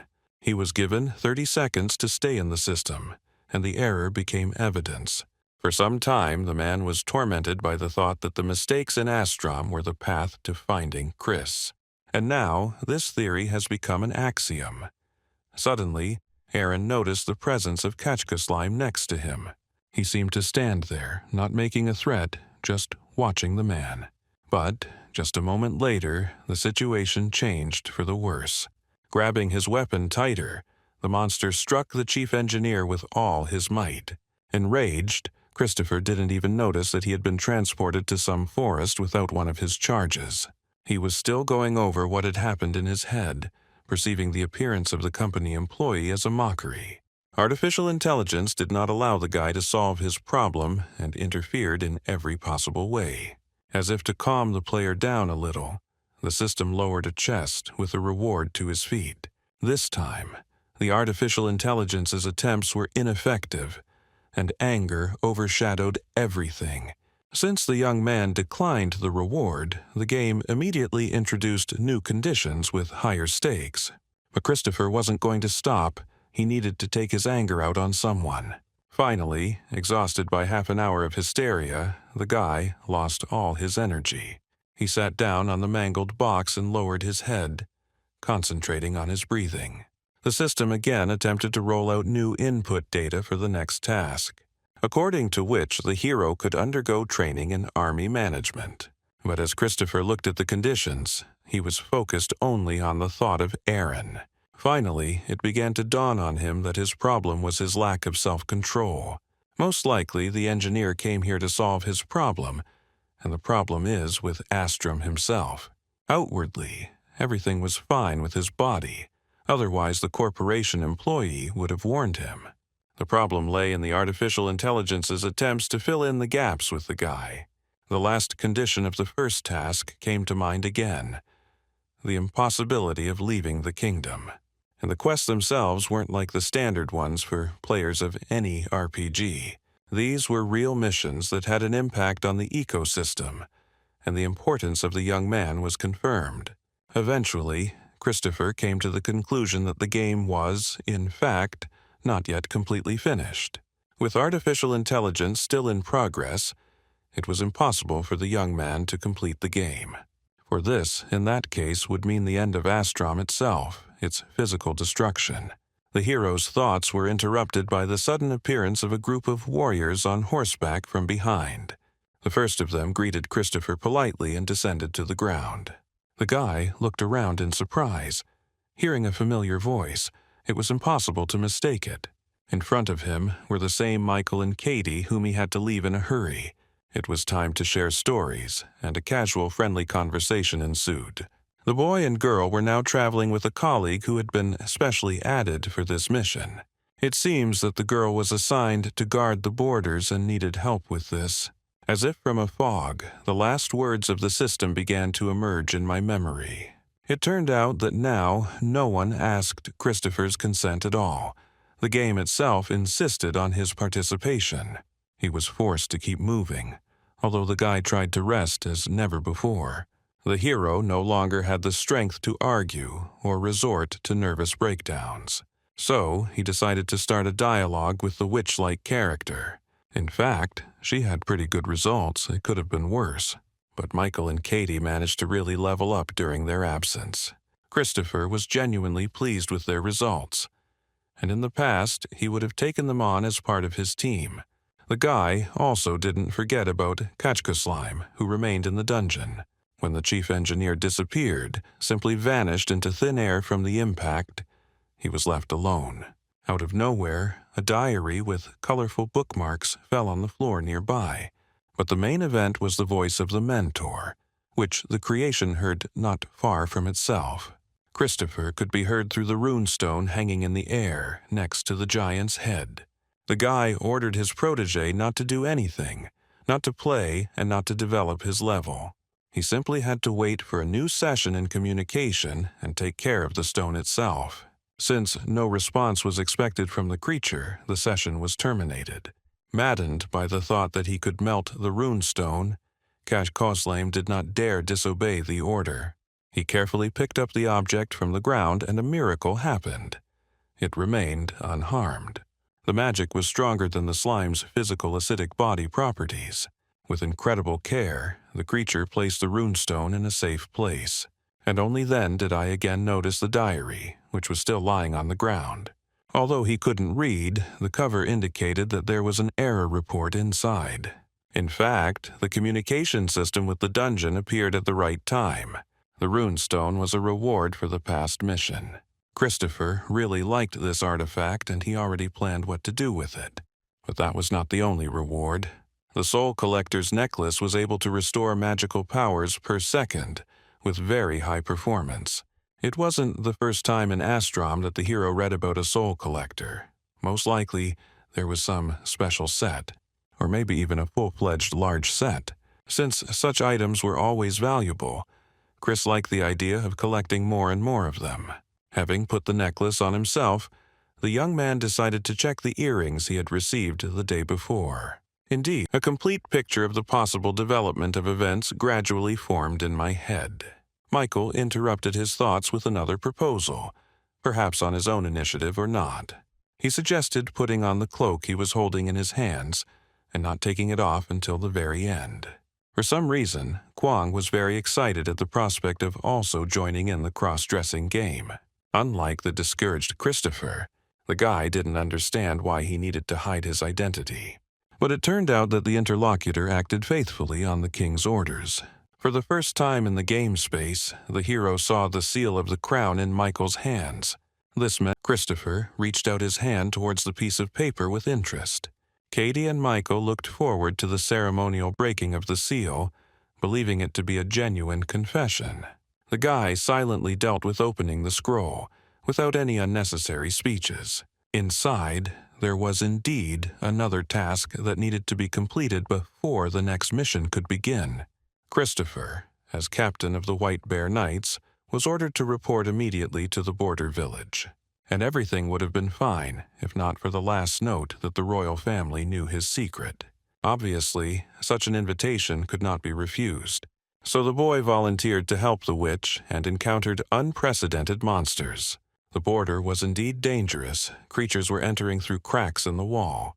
There were too many gaps to fill in. The freaks were actually easy to deal with using the young man's skills. The sorcerer could only watch and thank the universe for such an assistant. But still, the appearance of so many monsters on the border put thoughts of a dark conspiracy into my head. All the mutants were similar to each other and had an obsession with infiltrating the kingdom.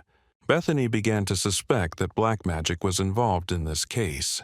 The saboteurs, if this is true, must have been somewhere nearby, to maintain a constant population of enemies and their high physical performance, creating constant problems for local residents of the border area. Most likely, the holes in the wall were also the work of traitors. Therefore, Christopher was of the opinion that only their complete exposure would ensure the successful fulfillment of the mission. So far, the task's difficulty was only just gaining momentum, and the guy hadn't even asked for it. Meanwhile, the former members of the Heroes Guild also faced their first test in their new role. Today, they were supposed to take part in the first quest under the auspices of the new leader. Confident that everything would be fine, they were surprised to see a frightened Bill fly out onto the lawn.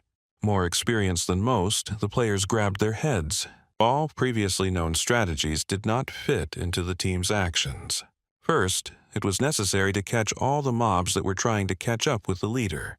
The mutant rats ran out onto the lawn as if they were seeing other people for the first time. After briefly considering their next steps, they rushed at those who happened to be nearby, foaming at the mouth. A fierce confrontation arose between the squad members and the freaks. To be honest, no one present expected the enemy to be so strong, given its size, and their level turned out to be much higher than it seemed. Only a precise hit on the target would help in this matter. Bill was still running around the lawn, serving as bait for his comrades in the hunt. Indeed, at first the guy was scared, but then he saw support and became bolder. After 10 minutes of chasing, he decided to use his slashing skills. In addition, the guy decided to use a special jumping technique, which increased the damage. The attack was so successful that the young businessman gained a lot of confidence in himself. Standing in the middle of the dust clouds he himself had raised, Bill felt like a superhero. He defeated the next rat with a super dapper guildmaster in a cinematic turn. At that moment, the guy remembered his shameful defeat in the battle with the NPC, thinking that he would have won now. At the other end of the kingdom, at the wall, Christopher had finally completed his preparations. Now it was possible to open the portal and accept invitations. The capital's fortress turned out to be unusually majestic and striking to the eye. Walking along the wall, the hero felt something akin to awe. The high walls were due to the immediate proximity to wild lands, and the quality materials for this structure were selected very carefully. Each sample of stones was large and heavy, and became completely unshakable with a special solution. Judging by the task that the system gave the hero, he and his team were supposed to do something similar too. Apparently, neither Michael nor Katie knew about the quest they were taking part in until the end. but why Kwong was surprised when he heard about the construction from the owner's lips is unclear. The guy was extremely serious in his intentions, which frightened his interlocutors. To begin with, it was necessary to recruit a team of workers from the residents of a nearby village. This should have allowed the construction to be completed quickly, because the peasants were extremely motivated. The constant raids of enemies drove them crazy. Christopher himself, meanwhile, wanted to find out the reasons for the severe damage to the existing fortress walls. He expressed a desire to join a short journey with the witch. In fact, the young man could only guess who might actually be under that hat. But during the time spent together, he hoped to finally find out. At first, both players moved in complete silence, each immersed in their own thoughts. But then a casual conversation began between them. It turned out that the companion had also arrived here for the first time and had never seen the borderland before. Although I could look at these lands when I studied at the School of Magic remotely, Bethany turned out to be quite the talker. She readily told that she studied at this institution for about 10 years, and for the first time, she found herself outside the walls in order to join such an important mission. For some reason, after these words, Christopher wanted to look at his interlocutor's face again. It seemed to him that this information completely coincided with her appearance. Since the young man was not an interrogation specialist, he shared his suspicions directly. A complete newcomer in dangerous territory, in the guy's opinion, could not feel so confident. The only thing Astrom taught the hero was that no one could be trusted. A tense silence fell between the interlocutors. Realizing that things were getting tough, the girl threw off her coat and decided to tell the truth. On her chest, a polar bear badge shone brightly. One, as if involuntarily, touched the image with her hands, drawing attention to it. Obviously, a person with such an item on his clothes could not pose a threat to the hero. Bethany introduced herself as the Polar Bear Knight and said she was a member of the search party. The organization's forces were thrown into searching for the traitor, and Christopher's help was needed for this. The system, after her words, immediately rolled out a message about the creation of a special quest. The guy was tasked with finding a traitor among the knights of the organization. Since refusing was not an option at all, the young man did not think long and immediately agreed. In response to the reaction, the artificial intelligence immediately reported an increase in closeness with the girl. It was decided to return to patrol and disguise ourselves again with a cloak. Even though the exposure issue had already been resolved, Chris still felt a sense of incompleteness. The witch seemed familiar to him, but the young man could not understand where from. Continuing their way along the wall, they began to discuss the traitor again. Bethany noted that the most important skill for herself was one she had not seen before. Cracks in such a reliable structure as a fortress wall testified to extraordinary power. A powerful explosion prevented the interlocutors from discussing all the nuances in more detail. Another monster appeared before them out of nowhere, gigantic and obsessed with bloodlust. Unfortunately, he was not alone, but in the company of several henchmen. A scuffle ensued, the outcome of which was difficult to predict at first. Thanks to his skills, the hero managed to subdue the enemies. But Kwong on his shoulder still managed to get scared. After which, something began to happen that interested Bethany, who was already frozen in bewilderment. The backpack in which the hedgehog was sitting began to be gradually consumed by flames. The protege decided to help his mentor and put his efforts into destroying the attackers. Through a successful act of taming, the youth was given the ability to fuse the guildmaster and his creature. It was the first time they had both practiced this technique, but everything went quite well. Christopher ordered the Rat King to focus his attention on the attack. He, in turn, did not dare to carry out such important assignments half-heartedly. This resulted in a powerful burst of fire towards the monsters.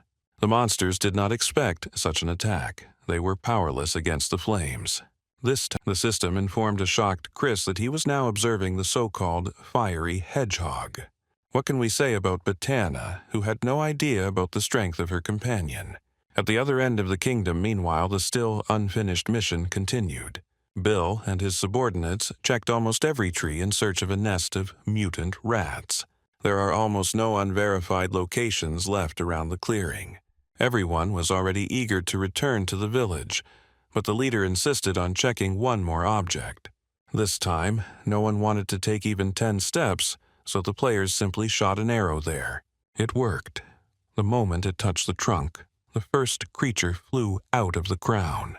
The players immediately rushed to attack, but Bill stopped them. He wanted to destroy the enemy on his own. The amazed subordinates watched as the businessman, unknown to anyone just yesterday, increased his speed. During this mission, he failed to improve his abilities.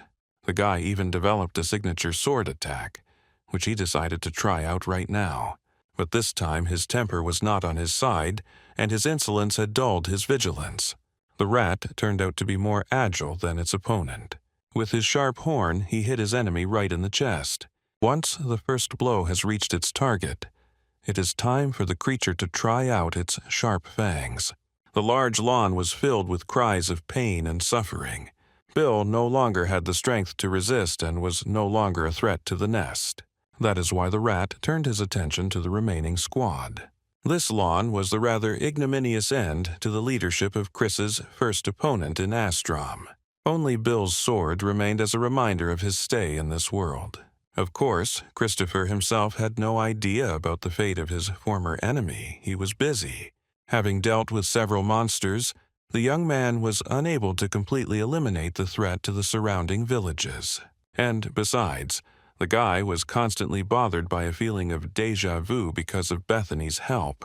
Clear images from the past, very similar to this situation, appeared in my head. Like flashes, they momentarily replaced the reality of this world. The witch tried to use her skills to cover the hero's back.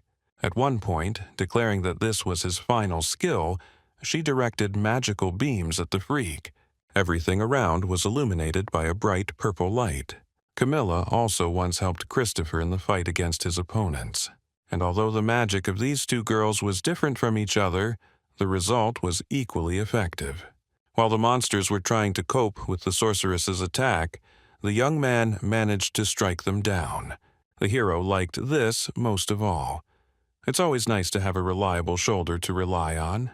When the danger had passed and it was time to put the weapon aside, a decision had already matured in the guy's head.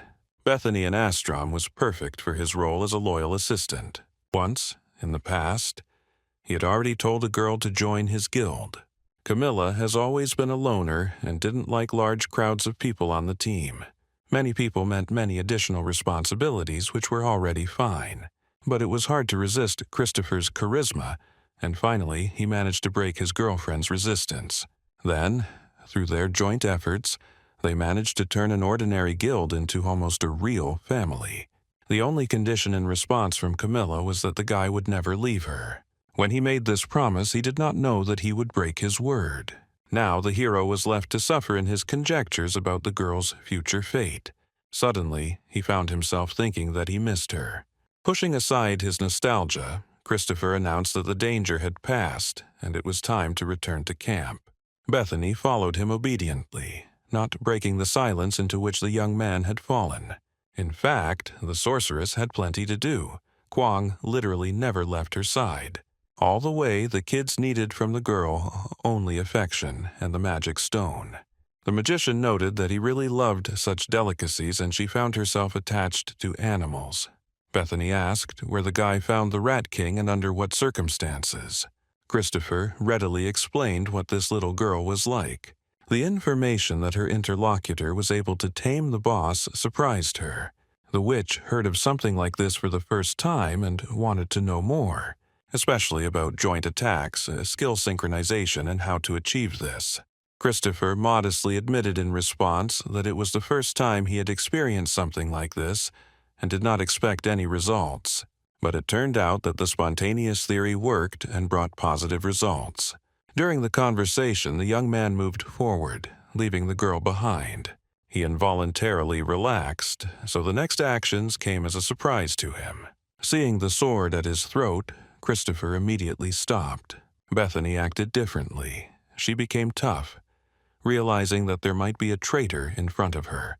The Rat King was very afraid for his master, He did not expect such a treacherous attack. Therefore, he immediately tried to protect the guy, scaring off the witch with threatening screams. But she did not stop trying to keep Christopher in place. The girl also used connecting magic for this purpose. Kwong lunged forward and bit Bethany's finger. The witch began to shake her limb in pain, causing the small attacker to fall to the ground. Christopher himself did not consider the girl's actions to be anything threatening to him. He was having fun. He really couldn't understand why she had taken him for a traitor. A serious conversation was brewing that needed to be held behind closed doors. While the border guards continued, another player from the old guild, who recently joined Astrom, went hunting. He wasn't happy with the prospect of having to sit still and wait for Chris to arrive. Moreover, the prospects for the legendary leader's return still seemed illusory. Raising your own level is a completely logical path that should always be followed. Hunting alone gave the young man an extraordinary adrenaline rush. It was much better than participating in a collective mission. And the enemy this time turned out to be not very outstanding, a stupid lizard. Of course, the monster resisted, and even created several dangerous moments during the battle. For example, by splitting the player's weapon in half with the tail a couple of times. But Clayton turned out to be much more agile, and, gathering his will into a fist, cut down his opponent. His last attack was so powerful that it created a cloud of dust all around, and a bright light and a system window immediately notified about the increase in level. Obviously, Clayton was very pleased with this news, and his mood improved a little. The artificial intelligence offered him to update his ratings, but the young man refused the offer. He thought that now was not the time to deal with such trifles. There was a tense vibration all around due to the captain, which remained empty. Camilla was also restless. The quest had already begun, and this was creating additional problems. Despite the absence of a leader, they absolutely had to take part in this event. Mary spoke very carefully. She was worried about the fate of the new team, but Christopher's first patroness was determined to make a name for herself with victories. And with regard to the leader, it was possible to act rationally. Choose the best of all, here and now. There was no one in this room with a rank higher than Clayton. The guy reached the 35th promotion, shortening the time in the dungeons. Although the warrior did not aspire to such a position, he enjoyed watching the changes in the girl herself. Camilla's connection to the people and her enthusiasm for the community earned Clay's respect. Therefore, in light of these thoughts, he decided to change his own priorities and meet the team halfway. The guy decided to fight for the position and consolidate his leadership in terms of performance indicators. In the border areas, restoration work on fortifications was still ongoing. Michael and Katie were already moving into the final stages. The rest of the matters could already be entrusted to the local residents, and they could go to help Christopher. When the young man and woman were about to leave, they saw Bethany's silhouette. The witch stood silently at the threshold of her comrade's tent, and they did not know what to expect. She was the first to open her lips and announce that they needed to go back. The girl anticipated her interlocutor's objections in advance by showing them a piece of paper. It featured Christopher himself, and Bethany claimed he was a wanted traitor. There were no questions directly addressed to Michael and Katie. They had undergone a thorough background check. No one found any connections with Chris, so the players were simply transferred to the Knights' Corps. Richard, the commander of the White Bear Knights, had already arrived there in person. He was unpleasantly surprised by the prisoner's good mood. The guy didn't seem to be worried about his fate at all, and laughed loudly in the man's face. After thinking for a moment about his next steps, Richard laughed in response too. But this laughter was of a different quality. Behind it, the commander hid a desire to destroy the traitor.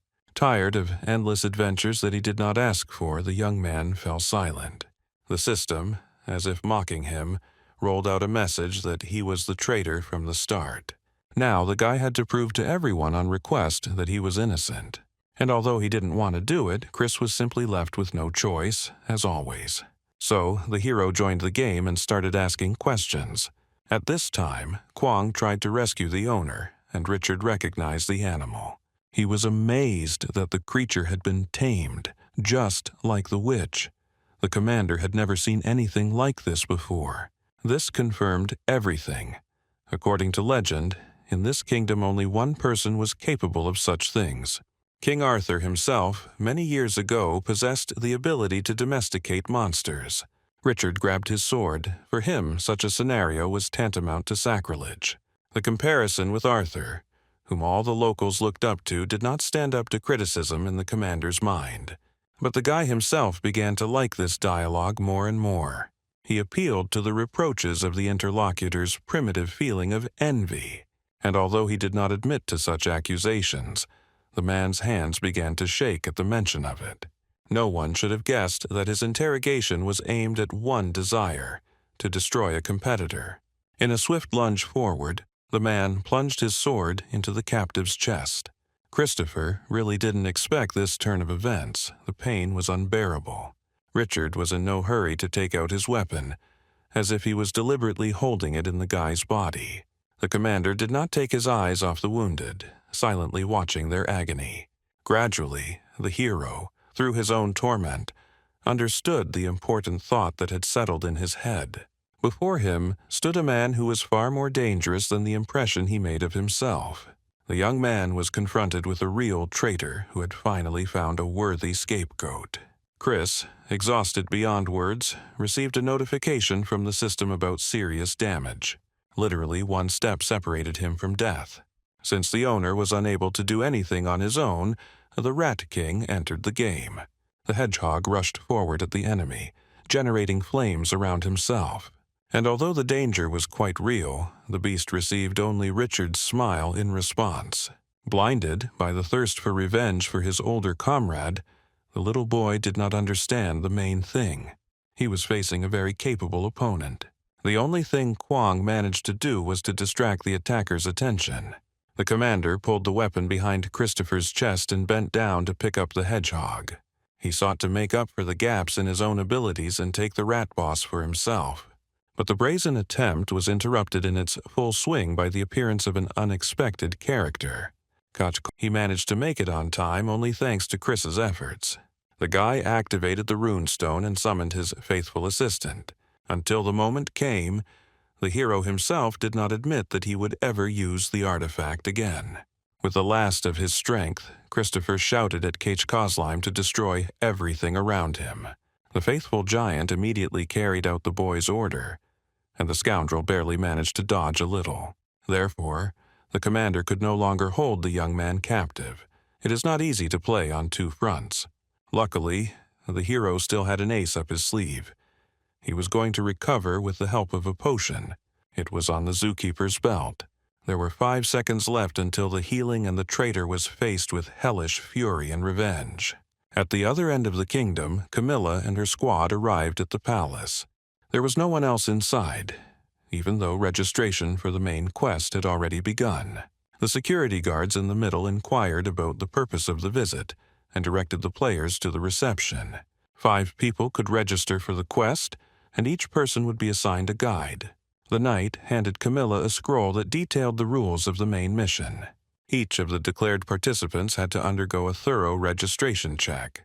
The only thing that worried the girl now was the absence of the main player on whom hopes were pinned. He had not yet arrived, and none of the comrades knew how much longer they had to wait. While panic was gradually brewing in the palace, Christopher had already managed to recover. The first thing the guy did after getting up from his chair was team up with Kazlime. Thanks to this, he became significantly stronger, in addition to activating the flame generation skill. Strength increased, albeit temporarily, as did physical capabilities. Now it was finally necessary to finish off the scoundrel who had almost killed the guy. But instead of fighting, Richard unexpectedly began a dialogue. He was interested in one question. At least, that's what he said, hoping to get an answer. Christopher found this funny. Why ask his opinion if everything had already been decided for him? The commander seemed to want to confess before dying. He talked about a difficult life, about the betrayal of the closest people he trusted. Chris listened silently, analyzing everything he had learned recently. Most likely the scoundrel really did possess black magic, so it was necessary to be careful. and after just a few seconds, the guesses were confirmed. When a purple glow began to form around the opponent's hand, Richard decided to attack under the pretext that his subordinate had betrayed him and threatened him. It was obvious that they were not talking about Christopher himself, but the young man resembled that man. So the knight, respected by all, decided to wipe the guy off the face of the earth. Chris was not afraid of the enemy's treachery. He struck the man with his sword. Thanks to the strengthening of the muscles, the blow to freedom was powerful and noticeable for Richard. The treacherous warrior admitted this sincerely, especially when his sword became covered with cracks. But despite the pressure, he was not going to stop and continued the fight, in the process creating a background of conversations about the man who changed him. Christopher counterattacked his opponent with his fist, releasing enhanced energy from his body. The attack nearly broke Richard's neck in the middle of his unfinished sentence. After exercising his jaw, the man said that he had sacrificed the traitor. He probably thought it would scare Christopher, but the guy didn't care. He was completely focused on his victory and pounded his opponent like a punching bag. At some point, the young man managed to make a good rapture. He threw the commander over himself and he fell to the ground, unable to stay on his feet. Most likely, it was the opponent's speech and nature that led to this result. During the resulting pause, the system announced a significant increase in the hero's level. In order to defeat the enemy, the help of the Rat King was needed. Richard, exhausted by pain, said that a new force should appear soon, and at the most interesting moment, Michael and Katie burst into the room, watched by Bethany. She stayed behind, watching all the actors. The witch immediately realized that the master's plan was on the verge of collapse and began to act. But she didn't take into account that the boy and girl respect their NPC mentor very much. On Christopher's orders, Michael and Katie drew their swords in an attempt to restrain the traitorous mage. At that moment, Richard was able to completely transform into the monster he wasn't. While Camilla was panicking and trying to find out where Clayton was, he was late for a reason. The guy was ambushed and had to gnaw his way to freedom. 6 unknown men in hooded cloaks stood in front of the warrior, in no hurry to attack. To be honest, they themselves didn't like the idea of hijacking. But despite his internal disagreement, the first of the unknown began the attack. Clay didn't understand why someone organized a hunt for him. He didn't consider himself an outstanding person. But since a battle was inevitable, the young man accepted the challenge. No one present expected him to have such outstanding skills. Thanks to the chains created from the energy flow, he managed to neutralize several enemies at once. Although he couldn't personally create such magic, he was still a strong player. Therefore, having taken an advantageous position, the guy prepared to counterattack. Clayton's movements were swift and sharp, and his strategy was unexpected for his opponents. They thought they were all trapped in a solitary confinement, but he decided to fight them, counting on victory as if he had gone completely mad. The sorcerer of the 7 was considered the most powerful, but even he admired the warrior's recklessness and courage. But this did not serve as a reason to abandon the kidnapping. The attacker was ready to do anything to achieve his goal. He decided to use flame magic. Clayton didn't stay still waiting for the blow, but jumped into the air. At the moment before the collision, the guy recognized the silhouette of his opponent as a member of the rival guild. He, realizing that this had happened, decided to lay all his cards on the table.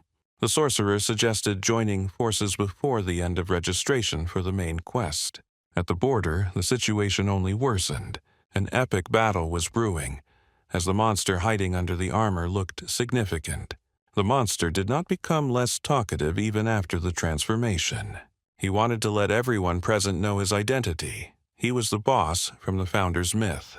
Immediately, as if in response to his words, the system notified about the creation of another task. It turns out that this very boss was once tamed by Arthur and for some reason appeared again. The young man had to overcome the monster right now, even though he didn't know its stats perfectly. On the advice of his charges, the guy decided to use his opponent's sword, although he doubted the correctness of such a decision, considering it too much impudence. But there was no time to think because Bethany was gathering strength behind her. She was eager to be the first to attack the annoying player who had been irritating her for a long time. Kachko Slime easily repelled the girl's attack. He was a reliable bodyguard. The enraged witch did not understand who was in front of her. She had never seen such a monster before. A short pause served as a signal for Michael and Katie, who immediately rushed at Bethany from different directions. The girl looked around irritably. She had easily dealt with the attackers, but it was all at the wrong time. Christopher was tired of always having to prove something, just like he did now. He urged Bethany to see what the commander had become and understand the truth. The witch had to choose a side, the side of evil or good, and understand that the guy was chosen as a traitor on purpose. The hero's words made a great impression on the girl, and she really began to think. This allowed Chris to focus on the main enemy. Now that nothing should distract him from the main goal, the young man prepared for the collision. Kwang also rushed to help his owner. He liked working in tandem. As if following a command, in complete synchronicity they both rushed forward.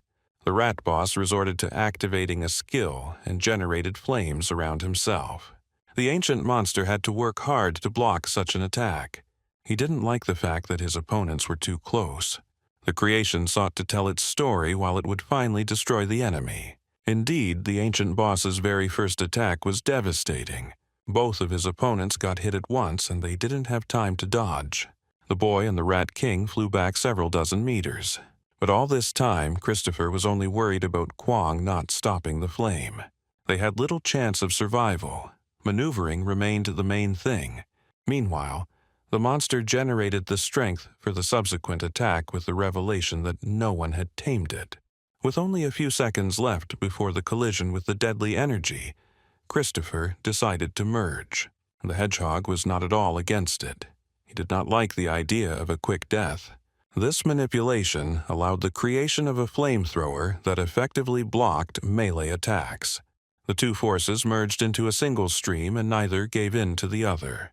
Gradually, the energy at the point of collision increased, creating a bright light. After the attack was over, only black smoke was visible throughout the room.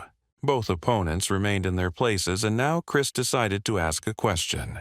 He considered it unfair that the legend did not correspond to reality. In essence, Arthur had made a contract. The monster was supposed to help the king win the war, and he was promised human sacrifices. From the story the young man had already heard, it became obvious that the man had not kept his promise. And the monster liked the taste of human blood and did not want to stop. The creature sought to feed on flesh, and the king decided to sacrifice himself for the sake of humanity. Having devoured its former comrade, the ancient monster took possession of his body, and he considered it a worthy exchange. His cynicism was astonishing, as was his gluttony. Bethany, after these words, finally believed in Christopher's convincing speech. The creature claimed that he was not a terrible punishment for all living things, namely Arthur, with his desire to conquer nations. The destruction of the fortress wall was the first step in the decline of the human kingdom. The monster wanted to get an answer from Christopher. Would he stand side by side with him? The system immediately responded to the proposal. The hero had to make a fateful choice. The freak expected any answer from the young man, but not at all what came out of his mouth. The guy, instead of naming one of the above options, decided to ask another question. Chris doubted that the ancient monster had actually been betrayed by anyone. For, even from the story, it was he who started the war, and the only one who survived until now. This led Christopher to the idea that the legend of offended dignity was nothing more than fiction. For until now the enemy has sacrificed human lives, the innocent ones he met along the way. Realizing that he would not get what he wanted, the interlocutor took back his darling. Gradually, the wound he had inflicted on his palm began to heal. The invader believed he had given the player a good opportunity, which he foolishly rejected. Moreover, the young man deliberately delayed so that he could heal his own wounds. He still hoped for a constructive dialogue from which the truth could be learned. But finally, having gained strength, he began to prepare for the attack. For the first strike, the hero chose Double Charge, a sorcerer's skill. thanks to which it was possible to combine two techniques. Chris chose the ball lunge as a backup. The opponent also had no intention of standing around waiting to be wounded, so he activated his own goodies. Once again, two powerful forces rushed towards each other. But this time, the effect of such a meeting was different. The monster's counterattack failed. The ancient monster did not expect this at all. There was surprise on its face. The hero's aura enveloped the weapon and increased the damage inflicted on the enemy. But, although the blow was double and had great force, the death of the scoundrel could not be expected. Meanwhile, the guild registration stage for the main quest had passed, and the first duel was about to take place. Bill stood silently in the middle of the arena, waiting for his opponent, who, of course, was not there yet. He knew perfectly well where he was now, because he himself had driven the guy into a dead end in order to become the winner. The young, cunning businessman was pleased that his cunning plan had worked, and Clayton was late. Even though he added at the end that Chris was superior to him, the cunning man still did not change Camilla's attitude towards him. Although the swindler sitting next to Mary seemed like a good guy, it was impossible to convince her friend with this. Fortunately, the squad leader was not the only one who was outraged by the winning candidate's speech. There were still people among her guild members who remembered Christopher's victories and missed him. The young man, jumping from his seat, angrily promised to deal with Bill one-on-one. But all negotiations were stopped by the unexpected appearance of another man in the arena. He moved slowly and hid his face under a deep hood, drawing attention to himself with a stick with a metal tip that loudly knocked on the tiles. Having stopped, at some point the stranger raised his hand up and a projection of the king appeared in the air. The ruler began his congratulatory speech and announced the recruitment of knights for his guard.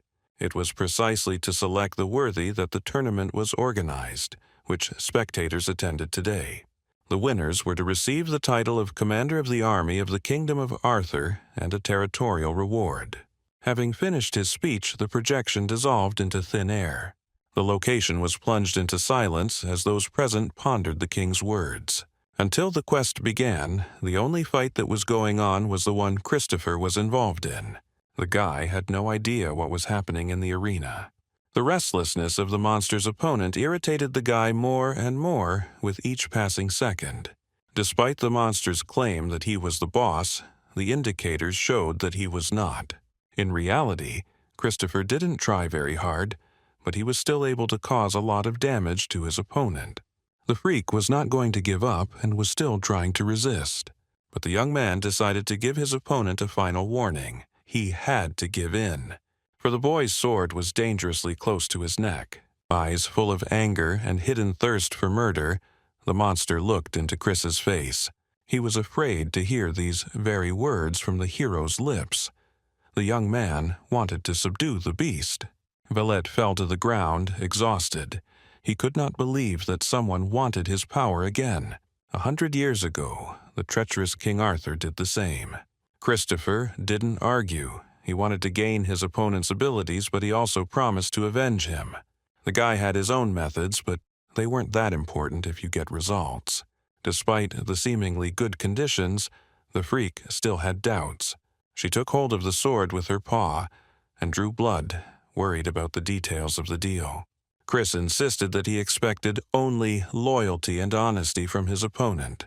Since no further demands were made, after thinking it over for a bit, the giant agreed. He acknowledged the young man as his master and accepted all the points of the agreement. This time the hero did not refuse to seal the alliance. Taking hold of the blade of his sword with his hand, he made a neat cut. Blood flowed down the red stream, marking the successful conclusion of the treaty. The former enemies joined hands in a handshake. The system immediately notified that the selection options were now canceled. Arthur's kingdom will have to be shepherded by the hero's hands, and it is impossible to refuse. But first, the young man had to deal with another, more important matter. Shocked, Bethany couldn't believe her eyes. The monster had been tamed. For the first time in her life, she witnessed something like this. While the witch was coming to her senses, Christopher had already gone to her. He had no intention of releasing such abilities from his bonds, and, like a spider, began to release sticky webs. Having identified himself from that moment as the real king's master, the young man ordered Botana to go with him. Otherwise, the guy promised the girl an unenviable future. Her answer was not long in coming. The witch removed the sign of the Order of the Bears. By throwing it away, Bethany indicated that she had agreed to the terms. This theatrical move, of course, looked impressive, but was unnecessary. So Christopher picked up the rank and returned to the Lords. The guy insisted that it needed to be saved for the future. Everything might be needed sooner or later. Once, although he now looked well and felt no pain, it was clear to everyone that death was near. Christopher decided to start upgrading himself as quickly as possible and get as high as possible. The destruction of the kingdom, coupled with the incarnation of Arthur, required the birth of the King of Chaos. About an hour of competition between the guild members in the arena passed, and the result began to take shape. Christopher's biggest fan, Daniel, topped the other contestants in points. He was still in the arena and attracted the attention of the spectators. They were unable to deny themselves the pleasure of watching spectacular battles. The young man was extremely infuriated by Bill's performance, which is why he was still taking it out on his opponents. Everyone should, in his opinion, understand that one cannot decline Christopher's name as one pleases in everyday life. It was completely impossible to oppose the guy with anything. No one present, at least not those in the arena, could compete with such strength and agility. The blonde seemed to mock the weak, resorting to theatrical attacks. But at the end of any duel he always bowed sincerely and thanked for his participation and perseverance. Daniel was considered the youth champion and ranked 5th in Chris's past guild rankings. Christopher himself had no idea that his honor needed to be defended right now. He was busy thinking about future plans and reading system notifications. The game greeted the guy with victory. His reputation was increased and a new chest with a reward was provided. The hero was a little upset that there was only one chest waiting for him. According to the young man, the tests became more difficult each time, and the reward should also increase. But, looking inside, Chris became a little cheerful. The space rune was waiting for him there. Although this was the first thing that caught my eye, there were others besides this artifact. The next cool item was the Sword of the White Bear Knight, charged with magical energy. In addition to the weapons, the armor of the same knights was placed inside in full set. Christopher noted to himself that the items had good characteristics. But what was a little disconcerting was that the ugly woman from behind had eaten the previous owner of the artifacts. Although the monster now looked calm and domesticated, Kwong did not trust him. The Rat King openly showed his contempt for the boss and his readiness for any unexpected event. The surprises didn't end there. It turns out the belt with the caretaker's pocket has also been improved. This was achieved by taming 3 boss pets. Feeling better and with a smile on his face, Christopher put on his new clothes. Now it's time to decide where to go next. There have been changes in the arena. Daniel has given way to other participants. After all, the guy had been competing for quite a long time and needed a rest. This time, the infamous Bill decided to show off his skills. His opponent was in no hurry to counterattack, and the defensive stance invigorated the young man. The impudent businessman believed that his enemy was afraid of him. But this impression turned out to be deceptive, because a moment later a blow awaited him. The man opposite him pretended to be slow and awkward the entire time in the arena. But right at that moment he studied his opponent, and now he showed his true face. The knowledge that the fight threatened public disgrace caused Bill to lose control. He couldn't allow others to think he was weak, so he threw his sword at the enemy. But it was a pointless decision because the enemy easily dodged the attack. Realizing that the first throw had not worked, the boy rushed forward himself, possibly heading into a trap. He was counting on his extra weight, banking on a big belly. Oddly enough, the unusual move worked and knocked the opponent back more than 10 meters. But the first success only added to the fat man's excitement. He was eager to finish this fight with a victory. Bill finally used his exclusive skill of rupturing internal organs under pressure. Having sorted out his awards, Christopher moved on to dealing with the team. Having lined up his subordinates in columns, the young man focused on the names of the new members. Bethany and the beast named Kola. It's time to get acquainted with the witch's indicators again, and it turned out to be not in vain. Her performance has increased significantly compared to previous ones. It turns out the girl was hiding her powers. Bethany was a true gem who needed a new name due to circumstances. After thinking about the options for a bit, Christopher decided to name the witch Ginny. Kwong really liked this idea, as did the girl herself. The system perceived this gesture as confirmation that the task conditions had been met. It was time to organize the team. To do this, the hero was asked to go to the appropriate window. Having outlined his agreement, Christopher immediately found himself in another, already familiar space. The main requirement of the artificial intelligence was to organize subordinates into two classes. The guy could arrange his comrades in any order, combining groups at his own discretion. Although it seemed easy at first, the young man later realized that it required strategic thinking. The hero immediately took Kwong to first grade. But I didn't know what would be the best name for this group, so I thought about it for a few minutes. Eventually, as a joke, Christopher decided to call his creation Private First Class. Kwong was immediately joined by Kola and Kachka Slime. The Rat King, appointed as the leader of this group, was supposed to look after the others and train them. Ginny the Witch, Michael and Katie moved into the second private class. After the distribution was completed, the system announced the completion of the organization of the creatures. Christopher immediately found himself back where he had been teleported from. Since both tasks that the artificial intelligence had given him had already been completed, there was a pause. The guy decided to do what interested him. He ordered people to go to the kingdom. Ginny, Michael, and Katie were to report the traitor while Chris stayed behind. Comrades could even tell the royal family that he was still considered a traitor. The hero was not interested in such intrigues, but at the same time he wanted to know everything, so he gave them the rune. The leader promised to take care of any other dangers himself, and judging by his appearance, there was nothing to worry about. Kola and Kachka Slime, in turn, had to take care of the monsters near the fortress wall. The ancient monster, hearing this, started an argument but was quickly stopped. Christopher was keen to enforce strict discipline among the creatures, so he ordered the hedgehog to take care of the matter. The Rat King carried out his duties carefully and meticulously and got straight to the point. The kid wasn't at all worried about the difference in size between the giants. He was trying to teach Kola a lesson. The young man, watching this picture, smiled. He already saw what this team would become in the future. The guy only wanted his subordinates to strictly carry out his orders. In the hero's head, everything had been planned long ago and did not need to be appealed or questioned. Bill moved up the rankings table, defeating his opponents, just like Daniel. The fourth round of fights was currently ending in the arena. The final round was soon to come and unite the main opponents. The brazen businessman believed in himself so much during the fighting that he considered his opponent an easy target. Daniel was just waiting for this duel. He wanted to teach the scoundrel a lesson.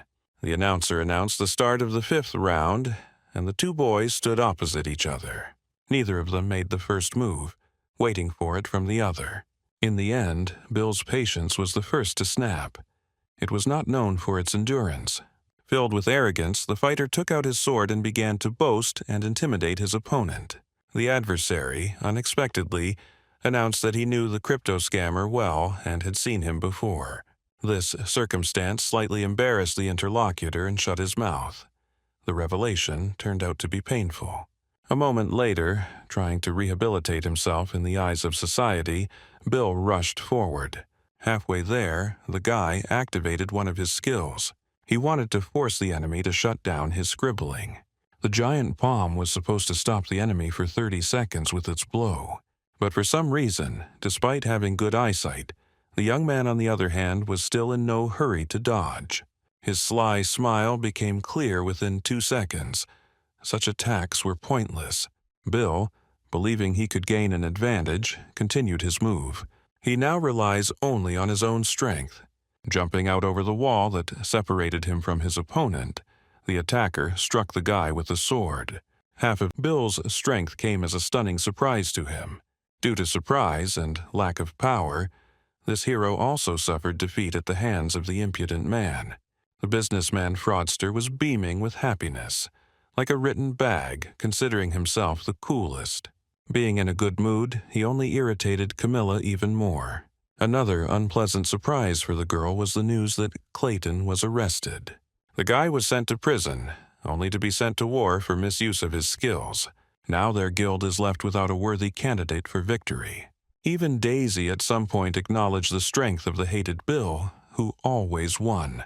This cunning scoundrel certainly had a talent for fighting, and this must be taken into account if they wanted to bypass his guild.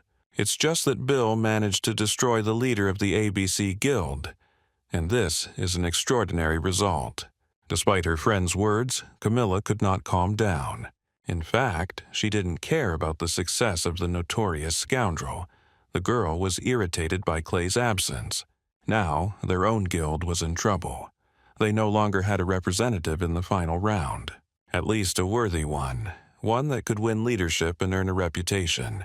Unexpectedly, the girls received a notification about the notification, like an answer from heaven. In it, Daniel promised to deal with the arena's main villain. Finally, the final round arrived, and this guy was the first to enter the battle. His opponent, seeing who was standing in front of her, seemed to lose the last remnants of her mind. Daniel hadn't heard so many compliments about himself for a long time, and didn't know how to react. Suddenly, the girl changed completely, and with a predatory smile she announced her ruthlessness. After such a metamorphosis, the young man actually felt better. He wouldn't want to offend the fan. He was not intimidated by any words of his opponents. Daniel knew his worth very well. Confident in his own power, he was convinced that he would win again. He came up with a strategy for the first few shots that could be made. It was necessary to seize the advantage, because for now, she was in the hands of the weirdo who was about to attack. As his opponent ran towards him, Daniel watched the way her legs moved. He wanted to catch the moment when a gap in the attacker's skill appeared. And his observation was not in vain. In just a few seconds it was possible to attack. With one lightning-fast blow, the hero threw the wounded enemy away from himself. It was that same flickering shot, the guy's special trick, equivalent to a firearm. The situation with the fight changed dramatically, literally in an instant. In the arena, the spectators actively supported their favorite. His reputation spoke for itself, and Daniel himself liked the people's love, although he never really sought it. Besides, he was pleased with how skillfully he managed to deliver the blow. Everything turned out in the best possible way. Suddenly, the warrior's attention was drawn to a purple light visible from one of the boxes. Looking back, Daniel saw that a delegation of unknown people had appeared in front of the manager. Apparently, he didn't know Michael, Ginny, and Katie, and they weren't paying any attention to the quest. Moreover, they distracted the observers with their appearance, nullifying their hard work. The appearance of players here, at this moment and in real life, brought problems. Most likely, everything did not go according to plan, and greatly irritated the chief engineer. Aaron could see very well that things were going very wrong, but he couldn't figure out what exactly had caused it.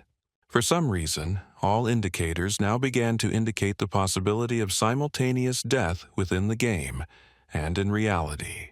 Although complete data has not yet been obtained, even what exists paints a dangerous picture. Aaron had long suspected that artificial intelligence used electrical stimulation in helmets. It was always talked about as a test mode only. This game broke all the rules. Now, turning off the helmets became a dangerous business. No one could guarantee a positive result. At least for any way out of the situation, there was only one way that required approval. The president carefully read the chief engineer's report in his office. He stood opposite, silently observing the reaction. The man's attention lingered on the last page, prompting Aaron to start a dialogue. Due to recent circumstances, Christopher's life depended on the game, and the game depended on his life. It was necessary to announce to everyone about the guy's condition and notify all the players. The chief engineer also had an idea about how best to do this, but the director did not let the man finish his sentence. For him, profit was the most important thing. So, even with a salary increase, he still offered to find Chris. The state of the people's hero had to be kept secret until the problem was resolved. Aaron's assistants are to be 2 people from the service team. Keeping the situation to a minimum number of people was key to keeping the secret. While the boy's future fate was being decided outside, he himself entered the library. From the outside, the building looked completely abandoned, but inside everything indicated that the books had been cared for. At least, the ones Christopher chose were like someone else looking for answers to similar questions. At the young man's feet there was already a considerable amount of literature accumulated, which Kwong was also interested in. Now the hero regretted only one thing. He didn't have the skill of speed reading. Moreover, the mission he had been participating in up until now was turning into something extremely incomprehensible. Every time he spent in this world, he only raised more questions in Chris's head. Just when the guy thought he had finished with the matter of finding the traitor, everything turned upside down. But, as it turned out, this was the basis from which an acquaintance with the real King Arthur grew. This conquest was unlike any other. The boss was not that strong, and anyway, even if Christopher had fought him, it wouldn't have changed the situation in any way. The hedgehog became so engrossed in reading that he stopped watching his owner altogether. To do this, I had to devote some attention to searching in order to find my comrade myself. Chris never stopped thinking about his situation for a second. He believed that they wanted something from him. All that remained was to understand what needed to be done. No one could give him any ideas, especially Kwong, who was busy with his own affairs. Therefore, I had to resort to threats of violence to attract the baby's attention. The Rat King, remembering the last fight and the training afterwards, was frightened by such statements. Suddenly, Christopher thought, the thought of his promise to make the hedgehog's weapon came to him. This was supposed to enhance the main assistant's performance. The hero decided to create a sword. To do this, magical stones, the mantis blade, and the compression ring were needed. Fortunately, everything was found. Before the eyes of the shocked child, a miracle of alchemy took place again. The guy tried to connect the components in different ways to achieve a more successful result. The only thing worth noting was that he had no idea what the new artifact would look like. Gradually, as the light in Christopher's hands increased, the tiles on the library floor began to light up. The golden light increasingly increased the electric current within itself. Finally, the tension reached its peak, causing a powerful explosion. Shelves, furniture, and the guy with the hedgehog flew in all directions. Everything was covered in black smoke. Gradually, the clouds began to disperse, and Christopher came to his senses. Kwong rushed to his owner to check his vital signs, but he only laughed in response. He, of course, regretted that he had frightened his protégé, but at the same time he was happy because he had achieved what he wanted. Above his left hand floated the Rat King's brand new weapon, something like an electrical sphere. The teleportation of unknown players into the main box alarmed those present. The captain of the guard inquired about the reason for their bold and at the same time stupid act. Instead of an answer, the man was met with isolation. Ginny formed a protective dome around them. This barrier prevented prying ears from eavesdropping on important information. Only when the delegation was satisfied that secrecy had been prevented did Michael begin to explain the situation. The guy told about the appearance of a traitor on the border, which formed cracks in the wall. The witch added that the scoundrel used unregistered monsters, controlling them with black magic. From the commander's point of view, this was strange, because all the important people, including the king, were in the capital. Katie noted that no one knows the reason for such actions, but what they said is completely true. Having repaired the fortress walls, they returned and wanted to report everything to the ruler. After the bright blue glow in the main box faded, there was no one left there. When it became clear that no one was watching the fights, the master of ceremonies entered the arena. He announced that despite a short break, the tournament would continue according to the agreed plan. The absence of the king's guard commander had no effect on the results. The audience approved this decision with joyful shouts, and Daniel was awarded the title of winner.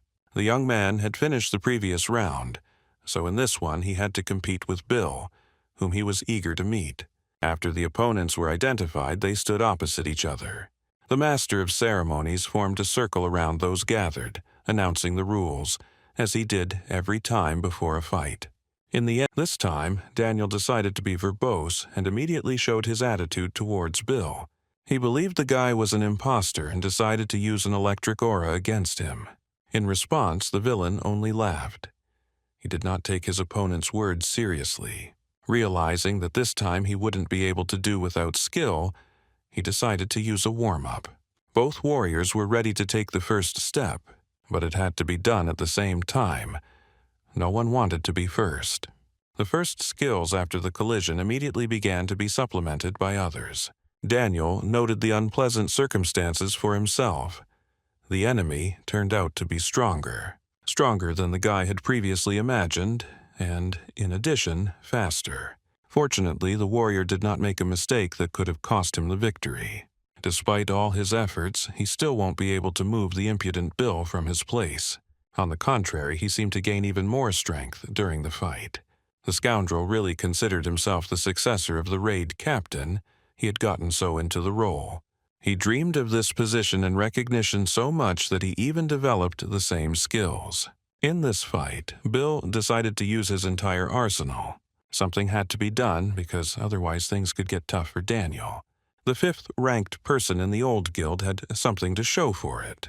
He activated an exclusive skill that enhanced agility and brute force. Bill deserved nothing but contempt for mindlessly copying a legendary figure. As Daniel set out to meet his opponent, he added a thunderclap to his cocktail. This fight was fraught with great danger for both sides, as evidenced by the atmosphere around it. The enraged opponents thought of nothing but destroying each other. Most likely, they were both saved by the sudden intervention of the manager. He jumped into the arena and ordered the fight to be stopped immediately due to unforeseen circumstances. The situation seemed urgent, but despite this, it outraged the guys. The circumstances were somewhat mitigated by the fact that, by the king's decision, the opponents were declared the winners. They both didn't have to fight each other anymore. Everything had been decided before. The system notified the participants that King Arthur had been killed, and no guards were needed. Meanwhile, Christopher was looking at the electric ball above his hand. He was surprised by the strange explosion that occurred when creating this weapon, because the result was successful.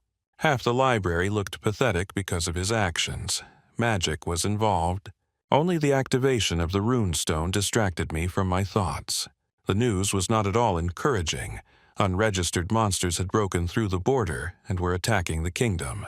Judging by the words, the problem was getting worse and needed an urgent solution. Michael, Katie, and Ginny witnessed the death of the king. They also told about a magic circle next to the throne where His Majesty was found. Everyone present there was sure that the monsters were summoned precisely because of this circle. Christopher, listening to the report, could not believe his ears. He had already put two and two together. Kwong also grasped the meaning of the content. Both comrades looked at each other. Around the same time, they were both in the library where weapons for children were being created. The electrical discharges emitted by the floor tiles were the catalyst for creating this mess. Despite this, the system notified the young man that a border protection mission had been completed. Artificial Christopher decided to call Kachka Slime and Cola to him. The ancient monster was still pleased that he himself had been put on guard. He understood perfectly well that the magic circle had been activated and insisted on the need to do something. Kwong looked at his master with fear. The giant was again acting in a way that was not necessary. The wayward beast needed strict discipline and a reminder of a hierarchy. So the Rat King rushed to him to control this process. The little man's strategy had an effect, and the tone of the conversation changed dramatically. Cola reported the danger. The monster knew well that the activation of the magic circle had created troubles that would cause them problems. Something was happening in the Alphabet Guild building that Camilla hadn't even guessed. The girl was informed that Clayton was already in custody, although this was not at all the case. The warrior was busy eliminating the villains who dared to attack him. In vain did they take off their hoods during the first meeting in the hope of a good ending for themselves. Because now the player has set himself the goal of finally getting rid of possible threats in the future, both for yourself and for the members of your own guild. Clayton was well aware that he was being deliberately delayed, depriving the team of a chance to win. He couldn't foresee whether he would make it to the tournament, but he vowed that he would do everything right. The enemies really had a lot to lose. They didn't even have time to rivet their eyes on it, but they were already receiving damage. The opponent's magical skills were beyond their capabilities. He could still fight well, both at close range and at long range. The enemy had to call for reinforcements to help them. Those, rushing with all their might to answer the call, did not understand what or who they were dealing with. This turned out to be a fatal mistake for them. The first player met the shadow of death just a moment later. Using his three-step strike skill, Clayton neutralized another enemy. A chain attack was immediately applied to this skill. During the complex combination, the warrior was still in the air. A few seconds later, he landed on the floor and all sounds in the corridor died down. Now we could breathe a sigh of relief. No one in these rooms posed any threat anymore. Krug was still holding Christopher's hand, trying to explain his concern. The hero was truly inspired by the idea that he should listen to his interlocutor's advice, that the main mission is completed and only an additional one remains. The status window has also undergone some changes, with new information about allies and soldiers appearing there. The guy was asked to review this information, which meant that no one asked him about anything again. Chris was awaiting urgent teleportation to a separate location. Before the young man could even blink, he and Kwang found themselves in the middle of the desert, surrounded by ruins. Kolu escaped a similar fate, so the conversation, which seemed important at the moment, was cut off mid-sentence. Christopher read the message again angrily, as if it would make any difference. The only thing that consoled the hero in this situation was that he had a summoning stone. It would be possible to meet with my charges again at any moment. Since Chris teleported along with Kwang, it was time to see how he could improve. The young man ordered the system to open the status window. The game told about the beginning of training, where you could organize the space as you wish. In addition to the basic statistics, the artificial intelligence offered to receive hidden ones. Artifacts and runes will be converted into buffs after analysis, increasing combat power. In fact, the indicators that the system was now showing were already impressive. They have grown significantly, as before, during beta testing. Kwang suddenly had an idea that he absolutely had to share with his master. The newly created electrical sphere has not yet been used in combat in any way. The young man actually forgot about her because he was distracted by a conversation about events in the capital. The hedgehog was so eager to obtain the weapon he wanted that he didn't even consider its performance. The guy never had time to test them, but you can always understand everything in practice. The rat Kwang couldn't resist taking a peek at the item's indicators. It turned out that it had good indicators, but it needed to be taken care of and not lost. The only place the hedgehog considered safe to store it was under the cap. Although both comrades' moods improved, it didn't last long. Dust appeared in the air on the horizon. It wasn't easy. A large number of goblins were moving rapidly in their direction. Christopher didn't understand what was happening because he had no clues as to what to do next. The message stated that the boy had unknowingly completed the task. The rewards for this mission seemed enchanted. The nameless key always responded to a specific magical power. The energy flask, which could be used up to 3 times, purified any item. Having read all the above indicators, the guy was already getting ready to collect the reward. But he didn't have time. He was knocked down by a pack of goblins.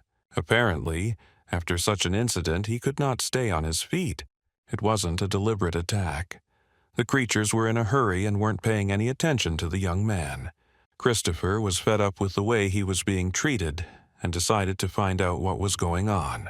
Having collected his artifacts, the hero demanded a task for himself.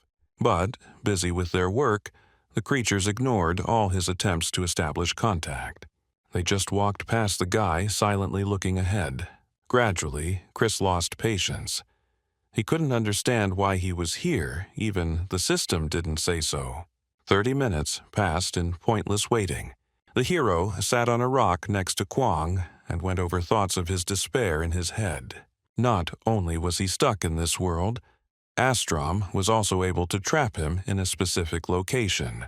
Another 10 minutes passed in the realization of such a manifestation of punishment for something. It seemed like there was no way out of this mess. For the first time, the world's best player was experiencing the worst-case scenario of his own life. Even after a minute, the young man could not find a single solution to this problem. His brain was already boiling from constant internal tension. It seemed like the guy was going crazy. Inaction was physically killing his brain cells. The owner jumped up from his seat and terribly frightened Kwong, who had already gone to bed. But Christopher himself didn't pay attention to this. He shouted loudly, demanding that the system issue a task. It seemed that this time the artificial intelligence had gotten to him to the limit.